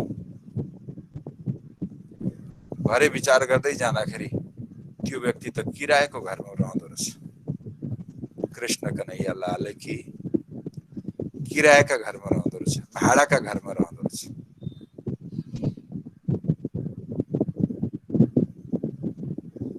मस्त, चिन्ता नै छैन। सांसारिक चिजहरूलाई, सांसारिक साधनहरूलाई जोड्ने सोचै छैन। छन् त त्यस्ता व्यक्तिहरू, हुन्छन् त। त्यसै कारणले भनेको आओ अवसर के म भुलिए, यस्तो पाएको मौकालाई किन बिर्सेको हो हामीले? हेर्नुहोस्, जति जोड्नुहोस्, जति गर्नुहोस्, म त के भन्दछु, शास्त्र वचनहरूलाई पनि हामीले पुरै ध्यान दिनुपर्ने हो। के भनेको छ? पुत्र सुपुत्र तो धन किस काम का, पुत्र कुपुत्र तो धन किस काम का। बुझ्नुभयो? सन्तानहरूको लागि कमाएर छोड्ने एउटा चलन छ हाम्रो, अनि साँचा सन्तानले बाउले कमाएर हामीलाई छोड्दियोस् भन्दैन। अनि यदि कुपुत्र छ भने त्यो धनले उसलाई अझै बिगार्छ, सुपुत्र छ भने धनको कामना नै गर्दैन, बाउको धन मैले पाउनु। हामी मोह माया र हाम्रा सन्तानहरूको लागि भनेर मरिमेट्ने खालको जुन चलन छ, समझ छ, त्यो समझ वास्तवमा समझ होइन, त्यो नासमझ हो। कबीरदास जी को दोहा याद आउँछ मलाई, साईं इतना दीजिए जामे कुटुम्ब समाए, मैं भी भूखा ना रहूं साध न भूखा जाए। कबीरदास जी हो या कुनै सन्तको हो, महापुरुषको हो, हेर्नुहोस् मलाई समझमा आउँदैन थियो, अब धेरै सम्झिन थाले यी कुराहरूलाई कि धनको अधिकता पनि अन्यथातिर लैजान्छ त्यसले। हजुरहरूले हिजो आज भारतका समाचारहरू पनि सुन्दै हुनुहुन्छ होला। धनाधिक्यको कारण नै हो त्यो। ड्रग्स र अनेक ती कुलततिर व्यक्ति तुरन्त बगिहाल्दछ, धन पचाउन नसकेर। त्यस्तो धन बिगार्नैतिर मात्रै जान्दछ। त्यो भन्दा साईं इतना दीजिए जामे कुटुम्ब समाए, मैं भी भूखा ना रहूं साधन भूखा जाए। मेरो परिवारको लालन पालन पनि होस्, आउने जानेलाई स्वागत सत्कार गर्न सकौं, यसो बस्ने छाप्रो होस् घर शिरमाथि, अनि तन ढाक्ने कपडा पाइयोस्, बस सक्यो। अब अवसर के मिल्ने यो जीवन हो। वास्तवमा प्राणीहरूको सबै योनिहरू भनेको ती भोग योनिहरू हुन्, तर यो योनि भनेको यो भोग योनि होइन। आफूलाई छातीमा हात राखेर सोध्नु होला कि हामीले यो योनिलाई पनि भोग योनि त बनाएको छैन। यो योनि योग योनि हो। परमात्मालाई प्राप्त गराउनका लागि ल न त धेरै प्रार्थना गरिस्, अब चाहिँ तँलाई मौका दिने भनेर मौका दिएको चटक्कै बिर्सेर फेरि पशुभन्दा पनि बदतर आफ्नो जीवन बनाएर बदतर छ। विचार गर्नु होला। पशुहरू नियममा आबद्ध छन्, हामी बेनियम छौं, बेलगाम छौं, कुनै अनुशासन कुनै हाम्रोमा छैन।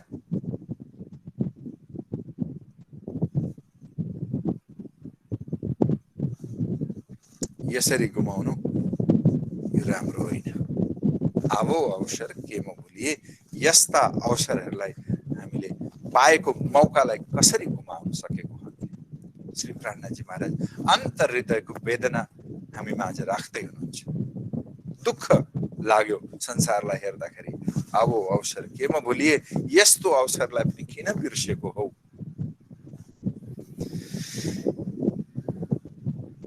यहाँ भनिन्छ, प्रगट वचन सुनु उत्तम मानको, तमै बोहरवा आव्या छो सुख। हेर्नुहोस्, स्पष्ट रूपमा भन्दै हुनुहुन्छ, स्पष्ट रूपमा भनिँदैछ,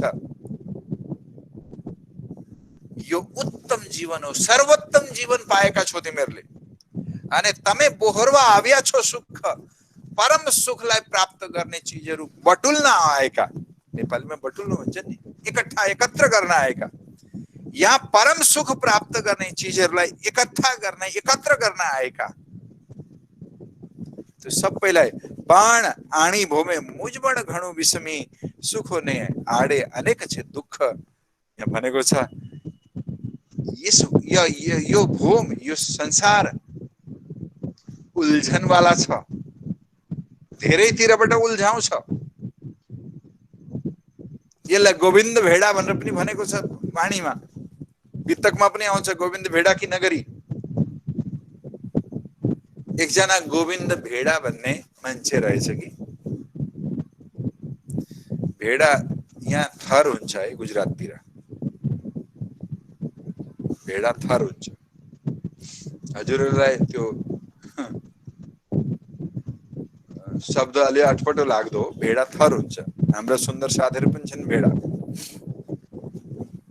हाम्रो मन्दिरकै कार्यकर्ता थिए एकजना, एकजना प्रचारक थिए मेड्सी भेडा भन्ने।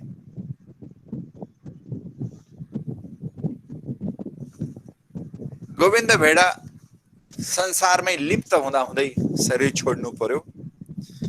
त्यस्तो लिप्त भएको व्यक्तिले शरीर छोड्दाखेरि परमधाम ठ्याप्पै पाइहाल्दैन। के हुन्छ? अपगति पर्छ, प्रेत भयो। प्रेत भयो अनि उसले यस्तो खालको एउटा रचना गर्यो। प्रेतहरूले के गर्छन्? प्रेतले सुख दिन्छ? दिँदैन नि। भूत प्रेतहरूले सुख दिँदैन, स्वयं दुखी छन्, अरूलाई पनि दुखी गर्छन्। त्यसले के गर्यो भन्दा एउटा नगरी बनाएछ, शहर बजार जस्तो। त्यसमा एकदम आँखालाई आकर्षित गर्ने, मनलाई आकर्षित गर्ने चिजहरू त्यहाँका त्यो बजार जस्तोमा बनाएर दोकानहरूमा सजाएर राख्ने। हजुरहरूलाई उता नेपालतिर कस्तो छ? अब म धेरै पहिले मात्रै अलिअलि घुमेँ। यतातिर के हुन्छ भनौँ, दिल्लीबाट हजुरहरू कर्नाल आउँदै हुनुहुन्छ बाई रोड भने रोडमा हाइवेका पर्तिर अति ढाबा भनिन्छन्। यहाँ तपाईँहरू होटल भन्नुहोस्, यहाँका होटलहरूमा सामिस भोजन कम्ती हुन्छ, निरामिष ज्यादा हुन्छ हैन, भेजिटेरियन ज्यादा हुन्छ नि। यतातिर हाइवेमा होटलहरूमा ननभेज पाउने होटल तपाईँले खोज्नु भयो भने पाउनुहुन्छ, नभए प्राय सबै शाकाहारी हुन्छन्। यहाँका मान्छेहरूले पनि ननभेज खान्छन्, तर त्यसरी होटलमा हाइवेमा बनेका होटलहरूमा ननभेज हुँदैन। अब नेपालतिर त लु अहिले ताजा काटेको छ आइहाल्नुहोस् भन्छन् होटलको अगाडि। बस उभिने बित्तिकै अप्ठ्यारो विडम्बना छ नेपालको पनि। यहाँ त्यसरी हुँदैनन्। अनि के को लागि यो मैले कुरा गर्दै थिएँ? नेपालको कुरा आएपछि मलाई त्यतापट्टि ध्यान ज्यादा गयो। सुन्दर साथीहरू,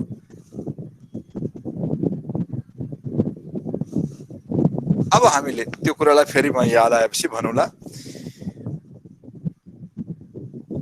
गोविन्द भेडा याद आयो, गोविन्द भेडाको कुरो चल्दै थियो।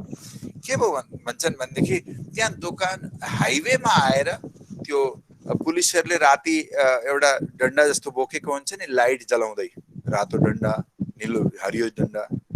तपाईँहरूलाई थाहा छ होला, ट्राफिक पुलिसमा हाइवेमा अथवा त्यो सञ्चालन गर्नका लागि रातो र हरियो डन्डाहरू बोकेका हुन्छन्। त्यो स्विच अन गर्दाखेरि रातो बत्ती जल्दछ, रातो डन्डा देखिन्छ, त्यसको मतलब रोकिनु हो। अनि अर्को डन्डा हरियो हुन्छ, त्यसले जानको लागि इसारा गर्ने हो पुलिसहरूका। त्यस्ता खालको डन्डा लिएर, रातो डन्डा लिएर त्यो होटल अगाडि मान्छे बसेका हुन्छन्। अनि हाइवेमा चल्ने गाडीहरूलाई यसरी इसारा गर्छन्, आउनु, हामीतिर आउनु, यता अगाडि नजानु, यहाँ यसलाई नागेर नजानु, हाम्रा होटलमा आउनुहोस् भनेर बोलाउँछ। आकर्षित गरेको व्यक्तिहरूलाई हाम्रो होटल राम्रो छ, हाम्रोमा आएर खानु भनेर, हाम्रो ढाबा राम्रो छ भनेर। त्यसै गरी त्यो गोविन्द भेडालले पनि मान्छेहरूलाई फिट गरेको थिए। यता आउनुहोस् न, हेर्नुहोस् कस्तो चम्किलो चिजहरू छ, आकर्षित गर्ने चिजहरू छ, साह्रै राम्रा पो चिज छन् त भनेर बोलाउने। जो मान्छे त्यतातिर आकर्षित भयो त्यसैको प्रेत भइदियो, त्यसैतिर गयो। यो संसार नै गोविन्द भेडाको नगरी हो हैन। यहाँका आकर्षण गर्ने श्री प्राणनाथजी महाराजको इतिहासलाई तपाईँहरूले अलिकति विचार गर्नुहोस् त। श्रीजी महाराज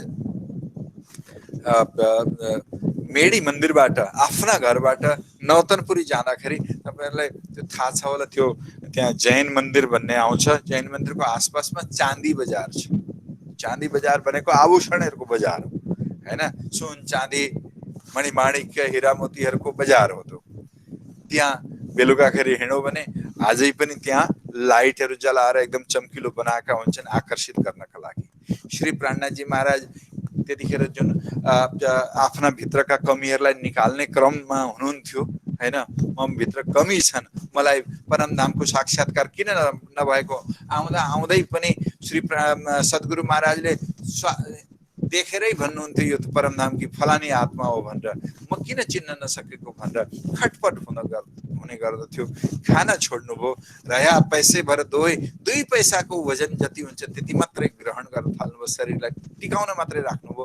शरीरभित्रको बल शक्तिलाई सबैलाई खतम गरेर म भित्रका कमीहरूलाई म टाढा गर्छु भनेर प्रयास गर्दाखेरि घरबाट निक्लिँदाखेरि मनलाई परख्नुहुन्थ्यो, परीक्षा गर्नुहुन्थ्यो। हेरौँ त मन कतिको आकर्षित हुन्छ संसारतिर, कतिको आकर्षित हुन्छ त्यो त्यहाँको चमाचम चम्किने चिजहरूतिर। अनि जब कुनै चिज त्यस्तो देख्दाखेरि आँखा खिच्दै जान्छ, मन खिचिन्छ भने आफूलाई भित्रबाट मनलाई हकार्नुहुन्थ्यो, अरे अझौँ रही सरीखी मान रे चण्डाल मन न, चौपाई आउँछ यस्तो खालको। अझै पनि मायातिर तँलाई आकर्षण अझै पनि छ, किन नमानेको मन, चण्डाल मन, किन मैले भनेतिर जान नसकेको भनेर आफ्ना मनलाई हैन हकार्नुहुन्थ्यो, हैन आफ्ना मनलाई खिच्नुहुन्थ्यो, आफ्ना मनलाई परमात्मा राज्यतिर लगाउने प्रयास गर्नुहुन्थ्यो। त्यस्ता गुरुजनहरूको हेर्नुहोस्, स्वयं श्री प्राणनाथजी परमधामको पवित्र आत्मा उहाँले पनि त्यस्तो कसनी गर्नुभयो भने हामीलाई त केही गर्नै पर्दैन। हिजो आज त अझै सजिला कुरा के भने प्रणामीले त केही गर्नै पर्दैन, सिधै सट्टै परमधाम जाइहालिन्छ भन्ने खालको त्यो खालको अवधारणा यो सही होइन। हामीले पनि केही गर्नुपर्छ, हामीले पनि केही हैन साधना गर्नुपर्छ। म यो भन्दिनँ तपाईँ कमजोर हुनुहोस्, म यो भन्ने, तर मनलाई, भावलाई, अन्तस्करणलाई परमात्मातिर आकर्षित गर्नका लागि अनेक साधनाहरू हामीले गर्न आवश्यक छ। त्यसकारणले अब अवसर केम भुलिए आणी भोमे मुजवण घणु, यस संसारमा उल्झनहरू धेरै छन्। हेर्नुहोस् त, साना थियौँ खेल्न कुद्न मन लाग्थ्यो, अलि ठुला भयौँ पढाइ लेखाइ गर्नै पर्यो हैन। हामीभन्दा अगाडि कहिले पढेर उछिन्छन् भनेर हामी पढ्ने मेहनत गर्दैछौँ, ऊ फलानु त अझै अगाडि बढिसक्यो, त पछाडि बन्छस् भन्छन् ठुला मान्छेहरूले पनि। त्यता लाग्यो, अलि युवा अवस्थामा आइयो, फेरि विवाह शादीतिर लाग्यो, त्यसपछि फेरि छोरा नानीहरू भए हैन। अनि त्यसपछि तिनीहरूलाई सेटल गर्ने, तिनीहरूलाई उ गर्ने, तिनीहरूलाई आफ्ना खुट्टामा उभिने लायक बनाउने, पढाउने, लेखाउने। ल एक दिन त खुत्रुको हुने बेला आइसक्यो त, कहिले गर्ने? अनेक उल्झनहरू छन् यहाँ। एकजना सन्त होइन, एकजना भक्त गएछन् तीर्थयात्रामा, द्वारिकामा पुगेछन्। द्वारिका पुग्दाखेरि ट्रेनले पुर्याउँदाखेरि राति 1 बजेछ। गएर त्यहाँ धर्मशालाहरूमा कहीँ आफ्नो यसो राख्न हैन कोठो खोजे, पाइयो। कोठामा हैन सामान राखे, यसो विचार गरे 2-2:30 बज्न आँट्यो, अब सुत्यो भने त, किनभने मक्कामा टाइम छैन, समय कम्ती छ। त्यसकारणले दर्शन गर्नका लागि त बिहान हैन उठापनको बेला हुन्छ, मङ्गला आरती हुन्छ उहाँका मन्दिरहरूमा पनि। त्यो मङ्गला आरती भन्दा पहिले नै लाइनमा सबभन्दा अगाडि पुग्यो भने छिटै दर्शन गर्न पाइन्छ। अरू मन्दिर तीर्थस्थानका मन्दिरहरू छन्, तिनीहरूका पनि दर्शन गरेर म समयमै फर्किन पनि सक्दछु भनेर उसले सोच्यो। मैले यो सुत्नु भन्दा, यतिखेर आराम गर्नु भन्दा बरु म नुहाउन जानु पर्यो, नुहाइहाल्नु पर्यो। आफ्ना कपडाहरू उठाए, त्यहाँ गोमती नदी भन्ने छिन्। नदी भनेको नदी छ होइन, त्यो समुद्रकै एउटा किनारा हो, गोमती नदी भनिन्छ द्वारकामा। अनि त्यहाँ किनारामा पुगेर कपडाहरू राखे। अब नुहाउनु पर्यो भनेको त त्यहाँ तरङ्गमा तरङ्ग आइराखेका छन्। एउटा छाल आउँछ, यहाँ ठोकिन्छ, त्यो शान्त हुन्छ, अर्को छाल अगाडिबाट आइहाल्छ। तरङ्गहरू आइराखेका छन्, छाल उछाल आइराखेको छ। उनले विचार गरे, कति अशान्त नि, यसलाई शान्त हुन दिउँ, यसलाई शान्त हुन दिउँ, अलि शान्त होस् समुद्र, यो गोमतीको यो किनारा। अनि शान्त भएपछि म नुहाउँछु, अनि नुहाएर म दर्शन गर्न जाउँला भनेर बसे। 2-2:30 बजेदेखि बसेको 4 बज्न आँटिसक्यो, शान्त भएन। किनभने समुद्रको त स्वभाव हो, यो शान्त हुनै सक्दैन। त्यो त हैन, समुद्र चलायमान हुन्छ।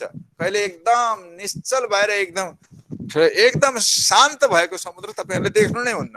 किनारामा गएर हेर्नुस्, समुद्र चलि नै रहन्छ, छालमा छाल आइरहन्छन्। कहिले काहीँ त छाल पनि यति अग्ला हुन्छन्, 20-20 फुट अग्लो छालहरू आउँछ हैन।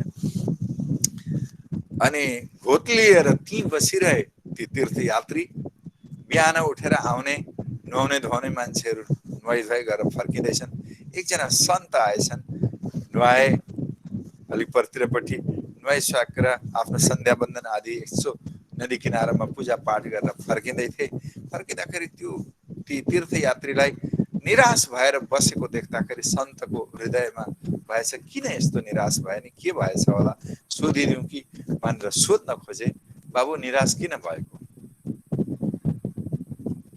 त उसले तीर्थयात्रीले सन्तलाई बतायो, मलाई यो समुद्र शान्त होस् भनेर प्रतीक्षा गरेको, शान्तै हुन आँटेन, यो शान्त कहिले हुन्छ मलाई कसैले बताइदिएदेखि हुन्थ्यो। किन? सन्तले सोधे, किन शान्त हुने प्रतीक्षा गरेको? समुद्र त शान्त हुँदैन, शान्त होस् र नुहाउँ अनि नुहाइधुवाई गरेर दर्शन गर्न जाउँ भनेको। ए बाबु, तिमी समुद्र शान्त होस् भनेर प्रतीक्षा गरिरह्यो भने दर्शन गर्न पनि पाउँदौ न। यो समुद्र कहिल्यै शान्त हुँदैन। त्यस कारण तिमीले नुहाउनु छ, लोटाले पानी उठाएर भए पनि नुहाइहाल। जति छिटो नुहाउन सक्छौ नुहाएर सिधै जाऊ अनि भगवानको दर्शन गर्न सक्दछौ, नभए भगवानको पट बन्द हुनेवाला छ। यो एउटा उदाहरण हो, एउटा दृष्टान्त हो। दृष्टान्त सत्य नहुन सक्छ। तथ्य के हो भने संसारको हाम्रा जीवनमा पनि तरङ्गमा तरङ्ग आइरहन्छन्। यो सकौँ अनि धर्म गरौँला, यो सकौँ अनि तीर्थ जाउँला, यो सकौँ अनि दान पुण्य गरौँला। सकिँदैन है प्रभु, यो कहिल्यै सकिँदैन। जब तक रहेगी जिंदगी फुर्सत न होगी काम से, कुछ समय तो ऐसा निकालो तो प्रेम करो भगवान से, परमात्मा से है, परमात्मासँग प्रेम गरौँ, परमात्मा प्रति लगाव लगाऊ, परमात्माको महत्त्वलाई सम्झौँ, परमात्माको महिमालाई चिनौँ र साँच्चै भनौँ म परमात्माको महिमालाई हामीले बुझेका छौँ भने हाम्रो हृदय आकर्षित नभइकन रहनै सक्दैन। हाम्रो हृदय आकर्षितै हुन्छ। हामीले केवल जानेका मात्र छौँ परमात्माको महिमालाई, हामीले परमात्माको महिमालाई मानेका छौँ न, त्यहाँ गल्ती हुँदैछ। हामी मान्न सकौँ, मानौँ हामी अवश्य। यो हृदय आकर्षित भएनछ भने मलाई भन्नु होला। त्यस कारणले यहाँ के भनेको छ भने सुख नै रखो पे दुख बिटिया छे। गुजराती शब्द छ, मलाई आज लागो गुजरातीकै चर्चा गरिदिउँ भनेर। सुख नै रखो पे दुख बिटिया छे, लेवाए नहीं के नै काचे जन्न। हेर्नुहोस् है के भन्न खोज्नु भएको छ श्री प्राणजी महाराज। यो सिधै हामीलाई भनेको है कुरो चाहिँ। सुख नै रखो पे दुख बिटिया छे। अखण्ड सुखलाई पाउनु छ भने त्यस बाहिरपट्टि जस्तो नरिवलको फललाई हजुरहरूले जान्नुहुन्छ। नेपालतिर नरिवल हुन्छन्, तराईतिर विशेष है। नरिवलको फललाई, नरिवलको भित्रको जुन खाद्य पदार्थ छ अथवा पेय पदार्थ छ, पानीलाई पिउनु छ अथवा त्यसभित्रको नरिवललाई खानु छ भने निकै मेहनत गर्नुपर्छ कि पर्दैन प्रभु? बोटबाट टिपेको नरिवल, तपाईहरुले वृक्षबाट तोडिएको टिपेको नारियललाई अब तपाईहरुले त्यो नारियल खान खोज्नु पर्यो भने निकै पसिना बगाउनु पर्छ। साधन छन् र तरिका छ भने छिटो पनि हुन्छ, नभए निकै हतियारहरू पनि चलाउनु पर्यो, त्यो बाहिरको जटाहरूलाई पनि तोड्नु पर्यो, त्यसपछि कडक त्यो एउटा कभर हैन आवरणले आबद्ध भएको चिज छ त्यसलाई फोड्नु पर्यो, त्यो फोडिकन पनि त्यसभित्रको खाद्य चिजलाई निकाल्नु छ भने निकै मजाले मेहनत गर्नु पर्दछ। हुन सक्छ मेहनत गर्दा गर्दै कतै हात औँलाहरूमा चोटपटक पनि लाग्न सक्ला। त्यसैगरी अखण्ड सुखलाई पाउनु छ भने त्यति सजिलो चाहिँ छैन। सुख नै रखो पे दुख बिटिया छे। सुखलाई रक्षाको रूपमा दुखका आवरणले ढाकेको छ परम सुखलाई। लेवाए नै के नै काँचे जन्न।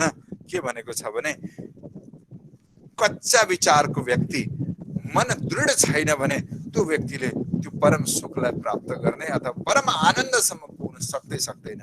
घबराउँछ, डराउँछ, गर्न खोजेको त्यो भएन, जेसुकै होस् है भनेर छोडिदिन्छ हैन। त्यस कारणले हामी काँचा व्यक्ति हौ कि हामी पक्का दृढता छ हामीमा, त्यो हामीले चिन्न सक्नु पर्यो आफूलाई। लेवाए नै के नै काँचे जन्न। कोही पनि कच्चा व्यक्तिले त्यो परम सुखसम्म पुग्नै सक्दैन, किनभने त्यसको बाहिर आवरण दुःखको आवरण छ। हेर्नुहोस्, म हजुरहरूलाई भन्न चाहन्छु, धर्म कार्य गर्न भाग्यमानी छौँ भने मात्रै परिवारले सबैले साथ दिन्छन्, नभए दिँदैन।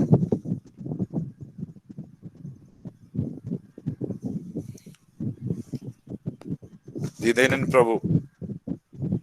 सबैलाई खुसी लाग्छ घरमा बसुन्, घरै संसारमै डुबुन्, हैन, मायाकै किरो जस्तो भएर बसुन्, त्यसैमा आनन्द देखिरहेको हुन्छ।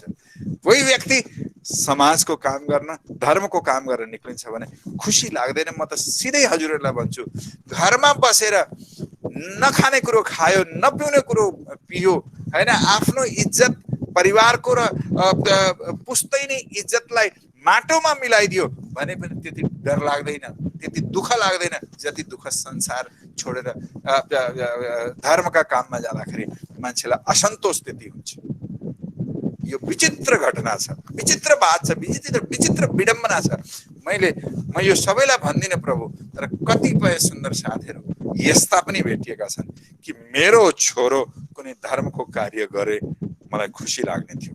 मेरा छोराले, मेरा छोरीले, मेरा सन्तानले धर्मका कार्य किन नगरून्, अवश्य धर्ममा जाउन्।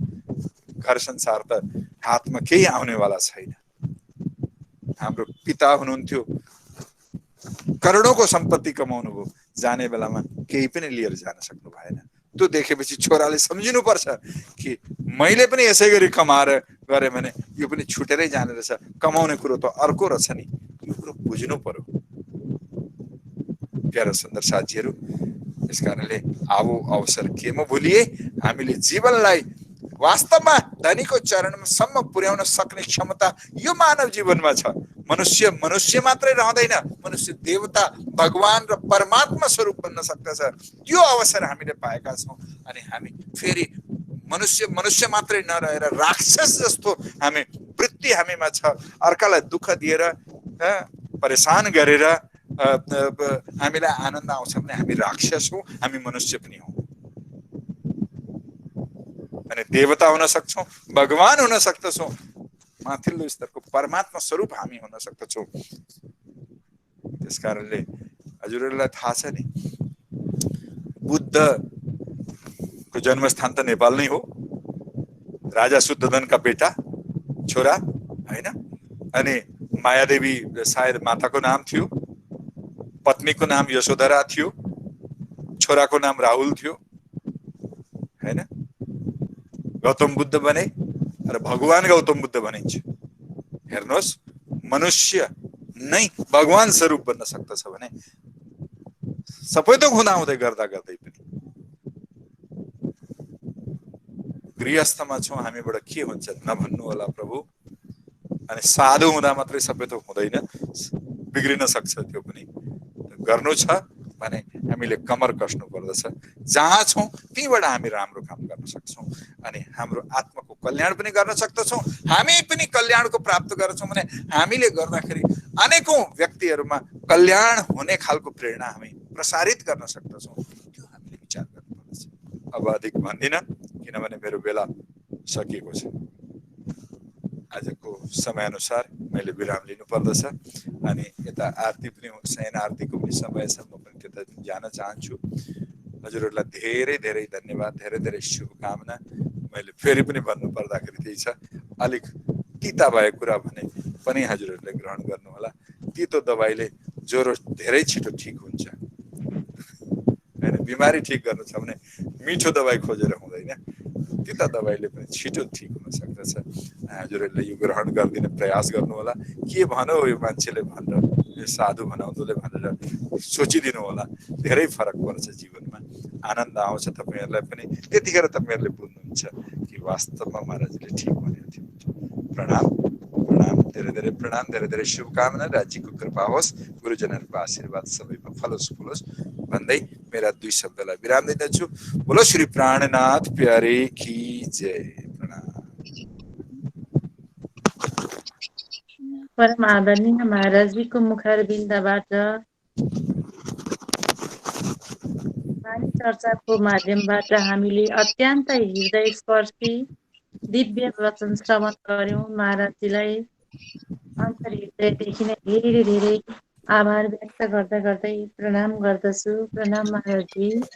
र अब अगाडि हाम्रो अन्तिम भजनको प्रस्तुति कार्यक्रमलाई अन्तिम भजन प्रस्तुत गर्नको लागि भजन गायक आदरणीय भाइ आनन्द लामिछानेज्यूलाई आफ्नो भजन प्रस्तुतिको लागि हार्दिक अनुरोध गर्दछु।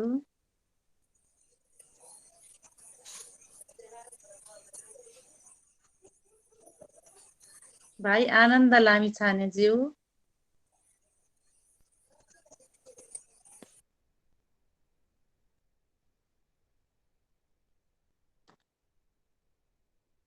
आनन्दजी जोडिनु भएको छैन आज।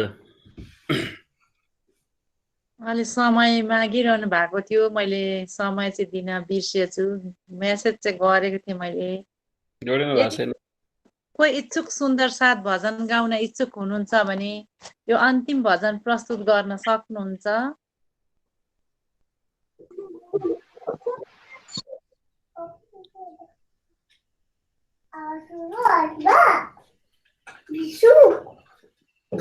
बहिनी पानी सापकोटा धुलाबारीबाट तपाईँ गाउन सक्नुहुन्छ, गाइदिँदा हुन्छ, गाउनुहोस्। गाउनु भनेको छ कि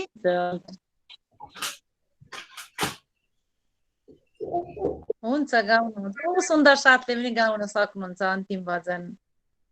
भाइ जोइन हुनु भएको रहेन रहेछ, मैले समय मागिरहनु भएको थियो, ढिला गरे, त्यही भएर जोइन हुनु भएन होला। हुन्छ, एकछिन ल।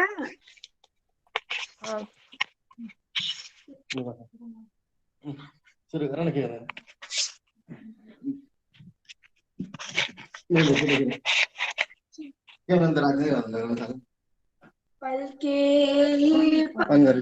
सिंहासनमा विराजमान श्री राज्य श्यामाजी र यस अनलाइन सत्संगमा जोडिनु हुने सम्पूर्ण सुन्दर साथको चरण कमलमा मेरो कोटि कोटि प्रेम प्रणाम।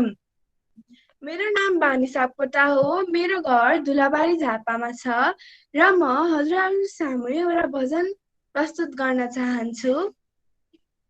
पलके ही पलके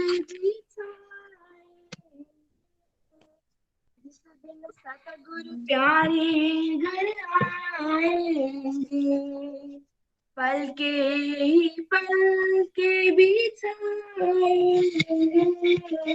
जिस दिन श्याम प्यारे घर आएंगे।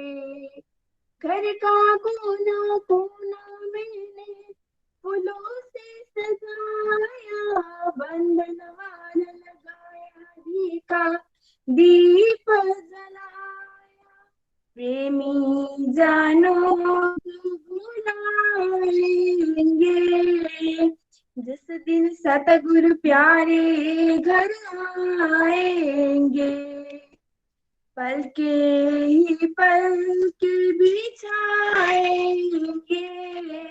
जिस दिन श्याम प्यारे घर आएंगे।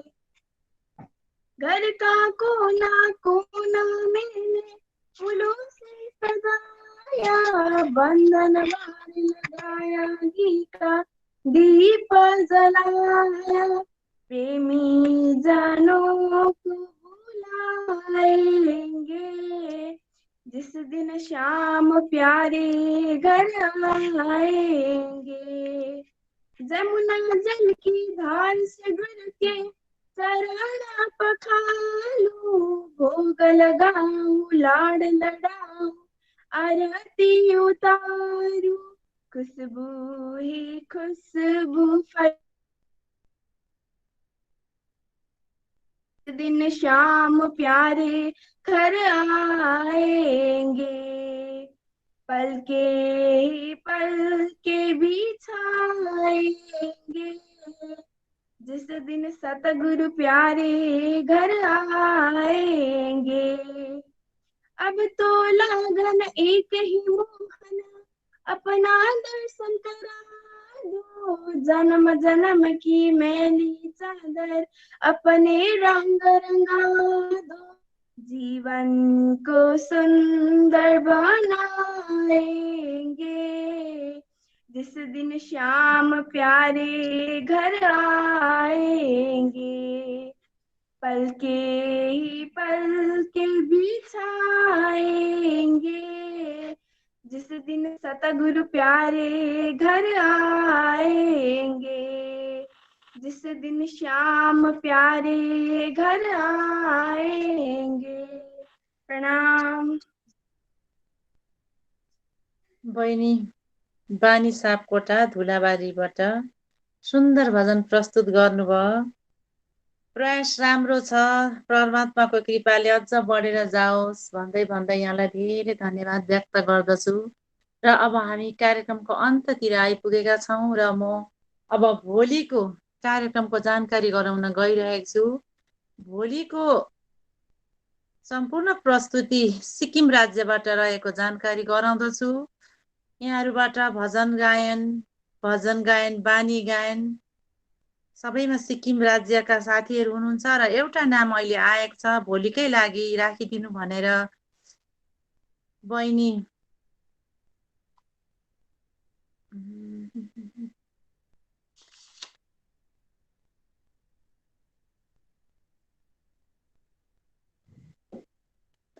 युएसएबाट बहिनी सची दाहालज्यू, उहाँको पनि भोलि।